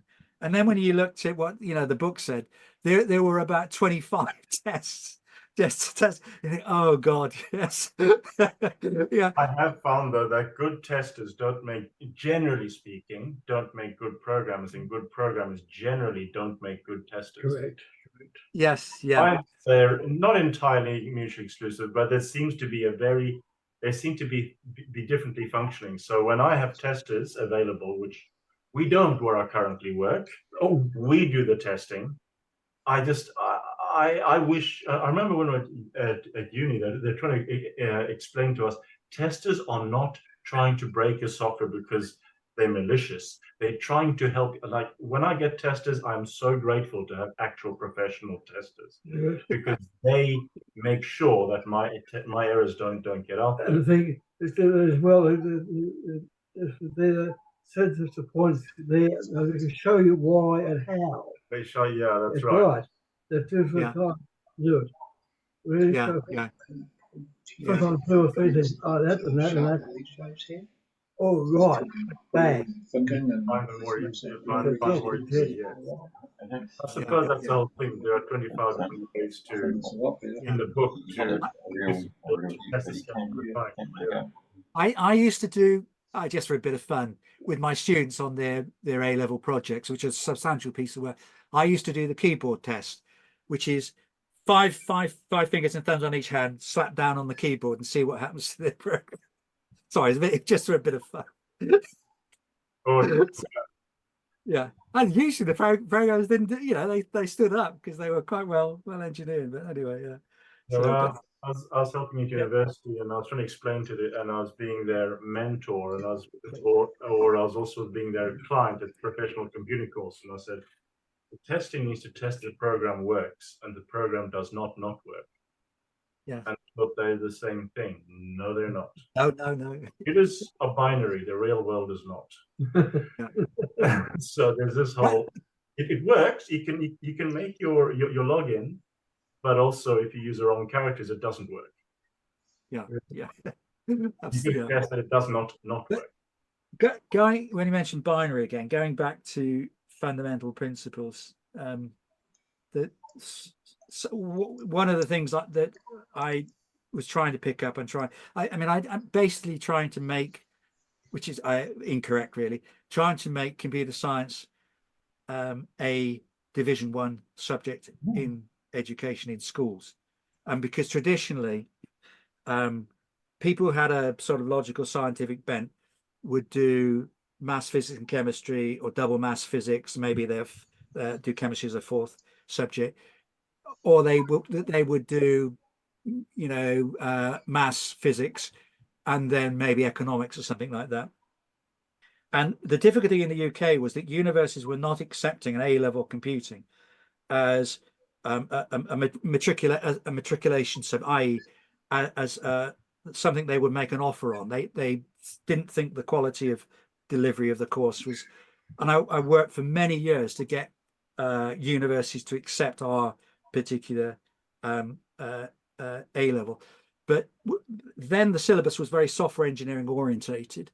But the drive with the Computing at School group was to make it more computer science, because that's what universities were demanding.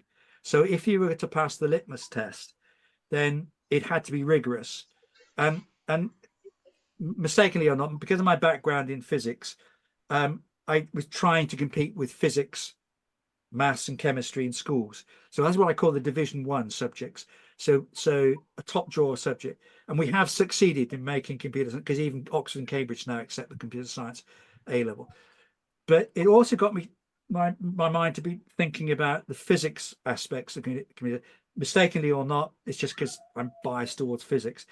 And so taking the story back 100 or so plus years to Maxwell's demon, and the second law of thermodynamics, and it's about information, about the little hypothetical demon taking information about the speed of molecules, approaching a trapdoor, and decide the demon would decide whether to open the trapdoor or not according to how fast the molecule was moving. So there was a patent violation of the second law of thermodynamics, resolved in about 1961 by Landor, who talked about the minimum energy that you could allocate to a bit of information. There was something like half KT or whatever. But very, very recently, some work has been done on non-equilibrium thermodynamics using stochastic processes, one approach, to work out for a working computer what would be the most efficient computer in terms of the minimum amount of energy. And it having a theoretical basis for saying we're not going to achieve it, but very much like steam engines, Carnot illuminated why you can't make steam engine 100% efficient, but what that limit is, and you could strive towards that because it's governed by the second law of thermodynamics. And the same is true of computers. They must be governed by the second law. It's the only law that Einstein thought would never ever be superseded. So again, coming back to this principles based, I have been doing quite a lot of thinking about how could you arrive at the physical basis for computation. So it will be a launch pad also for talking about quantum computers and so on. Because Richard Feynman got talking about computers a long time ago, and Tony Hay wrote up his notes finally into a book that talks about the thermodynamic limit of computing, but also about quantum computers. Now this is going back way before Feynman died in about 1960 something or whatever. So it's this where folks. I mean, I used to deliver a syllabus which was software engineering, and now it's become computer science. But I'm thinking moving on, becoming more and more ability to understand but more fundamental principles, and that perhaps like physics is still taught because physics is relevant because there's a lot of stuff back in the 18th, 19th century which still applies. Is there in computer science some core principles that will be immune to the shift towards quantum computers? And if so, what are they? You're talking about the second law of thermodynamics. So progress is being made in understanding the theoretical basis for energy consumption in computers. So I mean, I'm just thinking, how could you condense this down to something that a 16 to 18-year-old could understand? How could you write a book about this to make it accessible? I think a lot of it comes down to the understanding. I mean, if I'm not mistaken, in the 1930s, I think they said that theory of relativity is so complicated that if you think you understand, you don't. And then we did it in first year uni, and I thought, actually, I do understand it, and it's actually it's overblown. Yes. I don't, so, but that's like, well, it'd be what, 30 through 60 years later. But the point is, it's a couple of generations later, maybe 3 generations later. But the point is that what then happens is that it's like with anything, as you understand it better, it becomes simpler. It becomes simpler. And when something is simple, which is you can make simple architecture or whatever, but you can also convey it in a very. I think we just haven't reached that. To reinforce that level of simplicity. Population basis. To reinforce that point you made, the physics syllabus in the UK now that is overseen by the Institute of Physics actually has the fast Fourier transform in it. So it's what year is that? This is the current A-level, advanced level physics. The qualification students do before going off to university. So like about year 11, 12 or something like that. Oh, yes, no. Sorry, this is 16 to 18. 16 years to 18 years. See, I don't know what that means. So same.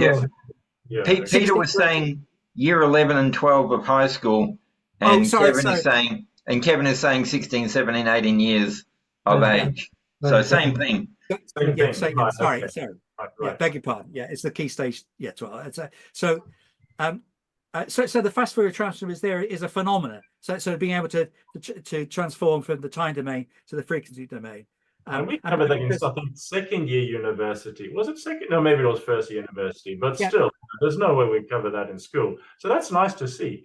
It's nice to see that I missed out on that. But hey, that's okay.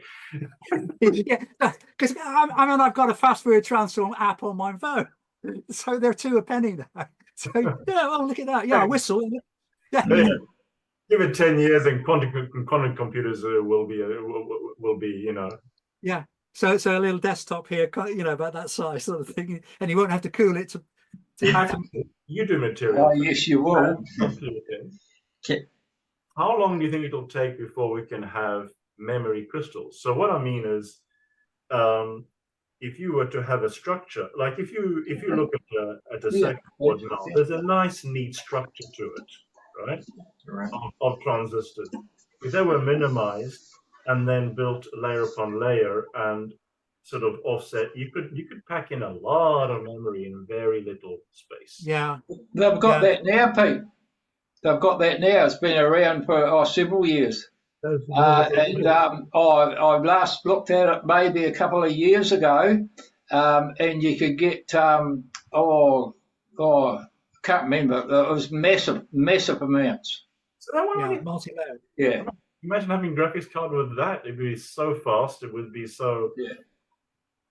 Well, these now the new ones on here now, terabyte of those. Yeah. Well, they're still the old circuit boards though. But the other ones, they're better and better. Yeah. Yeah. Sorry to harp on about the second law in this work on heat design. The comparison that also the articles that I've read, I mean, this is general knowledge, I think, the comparison between the silicon-based technology and the human brain, that how the human brain consumption of energy when it computes, if you did the same computation in silicon, that it would be several orders higher in terms of energy consumption.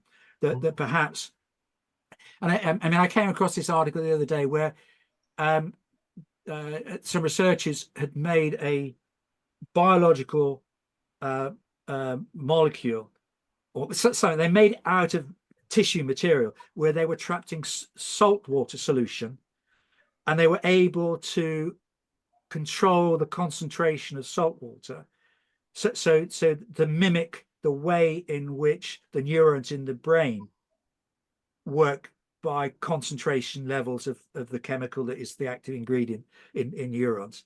And that maybe this is a new promising research that may lead on to something where you have like a lump of jelly on your desk, where you have all these internal computing device, and you give it a wobble, and it will calculate, apply to I don't know how many decimal places. Well, I can imagine that would be good for. I mean, perhaps if that's able to build neurons, you could probably train your blobs of jelly to be some really smart AIs.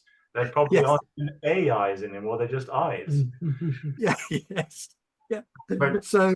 Hey, you tell me the answer to this. Well, there's another thing I can just mention as well, is they have had DNA memory things, and it's very slow, but it's massively huge by thousands of terabytes, massively huge. Right. Yes. Or millions of terabytes. Is this the sort of more biological one or the crystal one? This is biological. That's the biological one. Yes. Yeah. There's all sorts of stuff in the background. Yeah, these crystal ones they were for sale about 2 years ago. All right. So there's a lot of, I know, going back to nickel oxide, and I haven't looked at it now for about 4 years. But the technology of a memristor, where you have on, off, and not connected, as it were, and because it's, you know, nickel's abundant in the earth, and oxygen is abundant in the atmosphere. It's a very cheap way of making device. And I worked on the bulk properties of nickel oxide, but the group also had a thin film lab or group, and within our group.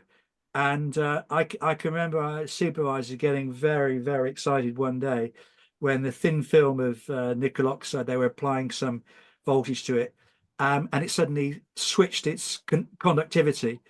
And, you know, because the basis for a switch, basically. But that, I mean, we're talking about 50 years ago, so it's taken 50 years before anybody, and who have done the exploitation? It's the Chinese. All the papers that I've seen, and I've contacted the researchers and asked for copies of their papers. It's being done in China. And I go back to this thing I mentioned about the International Olympia, with the Chinese winning it every year.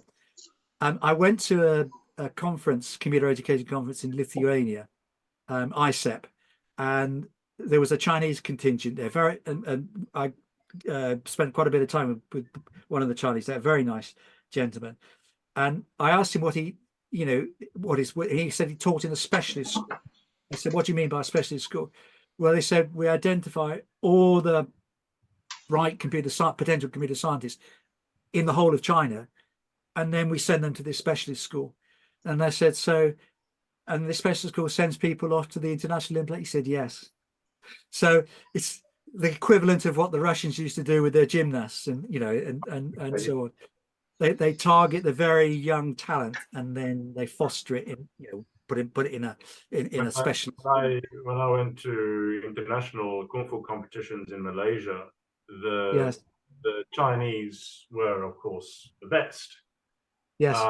And what's interesting is the gold medal guy was, the bronze medal girl was better than the gold medal guy. The silver medal girl was a bit better than her, and the gold medal, the gold medal girl was just like a whole other level above. Yes, yeah. But again, those were the Olympians. Like those were the ones they had for the Olympics. Yes, and that's what the rest of the world was competing against. Yes, yeah, absolutely, yeah. And So we now have specialist maths schools in this country. So we have a large fraction, and I'm serious. It's like something like a fifth or something like that, are not literate in numerate when they go into what's called high school. They're not actually properly literate and numerate. Yeah, we have a similar problem over here. And I've read papers, international papers, criticizing modern maths, the way where it's taught. This experiential development of understanding of maths, seeing patterns, and so on. And then when you ask somebody to, you know, what's 6 times 8, they go, you know, because they haven't learned their tables. My granddaughter, I actually bought a times table chart for her, because their school, it's all about discovering patterns. And when you look at the what's that international table for maths literacy, maths numeracy? I forgot what it is. But schools in the Western world, in America, in UK, and in Europe plummeted on that table because of this. You know, you wish a curriculum that says you should experience being a mathematician, discovering patterns. That's much more. Now, it may turn out that these students end up being very good mathematicians, terrible at arithmetic, but very good mathematics, because arithmetic and mathematics. Well, here's the thing, right? I mean, I have such rotten memory that I was never able to learn the 10 times table as it was in Sweden, not the 12 times. Yeah. But what I did learn was I had to force myself to learn 6 times 7 and 7 times 8. Those two I had to rote learn, and the rest I worked out systems. Yes. So like 6, I divide by 2, like as a halve it, and then I add 1. Yeah, It's so simple. That's good. That's and good. I can do that so fast Yeah. that I mean I was boggled when I was just a few years ago when I was at the checkout, and they type in and I said that it changes this. It changes. Yeah. Oh wait, hang on. Hang on a minute. Yeah, hang on. Yeah, the garbage collector is kicking in, so it's paused. The tiller's paused because it's been written in C#. So, Yeah, but you're absolutely right, because I learned some mental gymnastics. You know, like rounding up an odd number to so it made the arithmetic, and then subtracting in the end. What I doubled the little bit I'd added on. Because you're right. And so those systems can be used for larger numbers as well. So you ask me to multiply by 30. Okay, fine. I'll just do a long multiplication in my head. I can do this. Yeah. Yes. Yeah. Yeah. So I don't know what the right approach is, but people have better memory than I do. Yeah. So they don't have to resort to these. Sorry, it sounds like a broken record. I go back to this principles phase because I have a poor memory. So I boiled down and learned physics if I learn the principles, I can work things out from first principles. That's how I aced my exams. I couldn't remember the damn formulae. I started the exam with deriving the formulae, putting them on the corner of the test paper, and then I had them as a reference for the rest of the exam. Yeah. The good thing now is they allow you to take the formula books into the examinations in the UK, at least anyway. So then the question is, when someone's doing a computer science test, why should they not be allowed to use online as a reference if they can work it out quickly with the help of references? The trouble is that and I think I know the answer, by the way.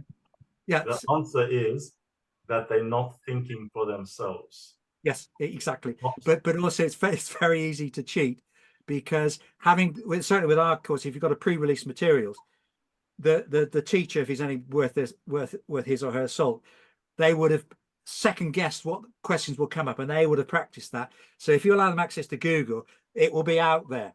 They would have, or as you say, they won't have to think. They've already encountered this question. Write something to do X, Y, and Z, and they start pull it down straight away. Yeah. So, it's after the school and farm, they're for cattle into the sale. Yeah. And they would ask me, well, how much this cow was worth, because here's the price in scissors and pence, and the weight of whatever it is, 640 kilos. See there, you work it like that. And he just worked it in his head. Yeah, well, after a while, he can do it. Yeah, a bit of practice. We can realise the thing, because those are the days so it wasn't even fully decimal. That's right. So what Frank's saying was that at farmers market, when they were selling cattle, even before the full decimal system, when they had pence, they could calculate in their head based on the weight of the cow. They could just work out in a flash how much the cow was worth. Down to the pence. You have to do it. You have to do it. But so I don't know. I mean, the blaming the current maths curriculum for the lack of enrichment, but so as I say, there's a difference between thinking analytically and logically and being able to do arithmetic. They're not the same thing. So, people also, I think what's very valuable are the some meta skills, like computer science, but the universities, what they understand is the whole meta skills of being able to develop algorithms and to be able to distinguish. And this is what sounds like you and I both do, is work out the essences of the things. Because when you do that, you need to work out, for example, that, oh yes, these two things look very similar because what goes in is similar, what comes out is similar, but they're fundamentally different in the way, because of maybe their inner workings or the causes for their existences. So So being able to do that will help them to understand, for example, politics. Like, Yes. oh yeah, this is not the same as that situation, even though Yes. they're the same, because there Yeah. are fundamental differences in these two different societies or situations. Yes. Yes. So those skills are very useful in a much broader scope and help Yeah. people to Yeah. actually think. And that's Yeah. what's Yeah, I think this is what Jeanette Wink was banging on about with computational thinking, that there is some portability in the skills that you learn in skills and so on. Sorry, if I sent you to sleep. Hey John, there's a big deal on that. I usually have this effect on people. So yeah. So all right. Well, I found the conversation interesting. Yeah, for sure. It is, for sure. Yeah. Yeah, it's a different conversation because I mean, obviously, it's normally Delphi, but yes. No, we haven't done much talking about Delphi tonight, have we? We've mentioned it here and there, and that's about it. We've had a word on it. That's about it. Yeah.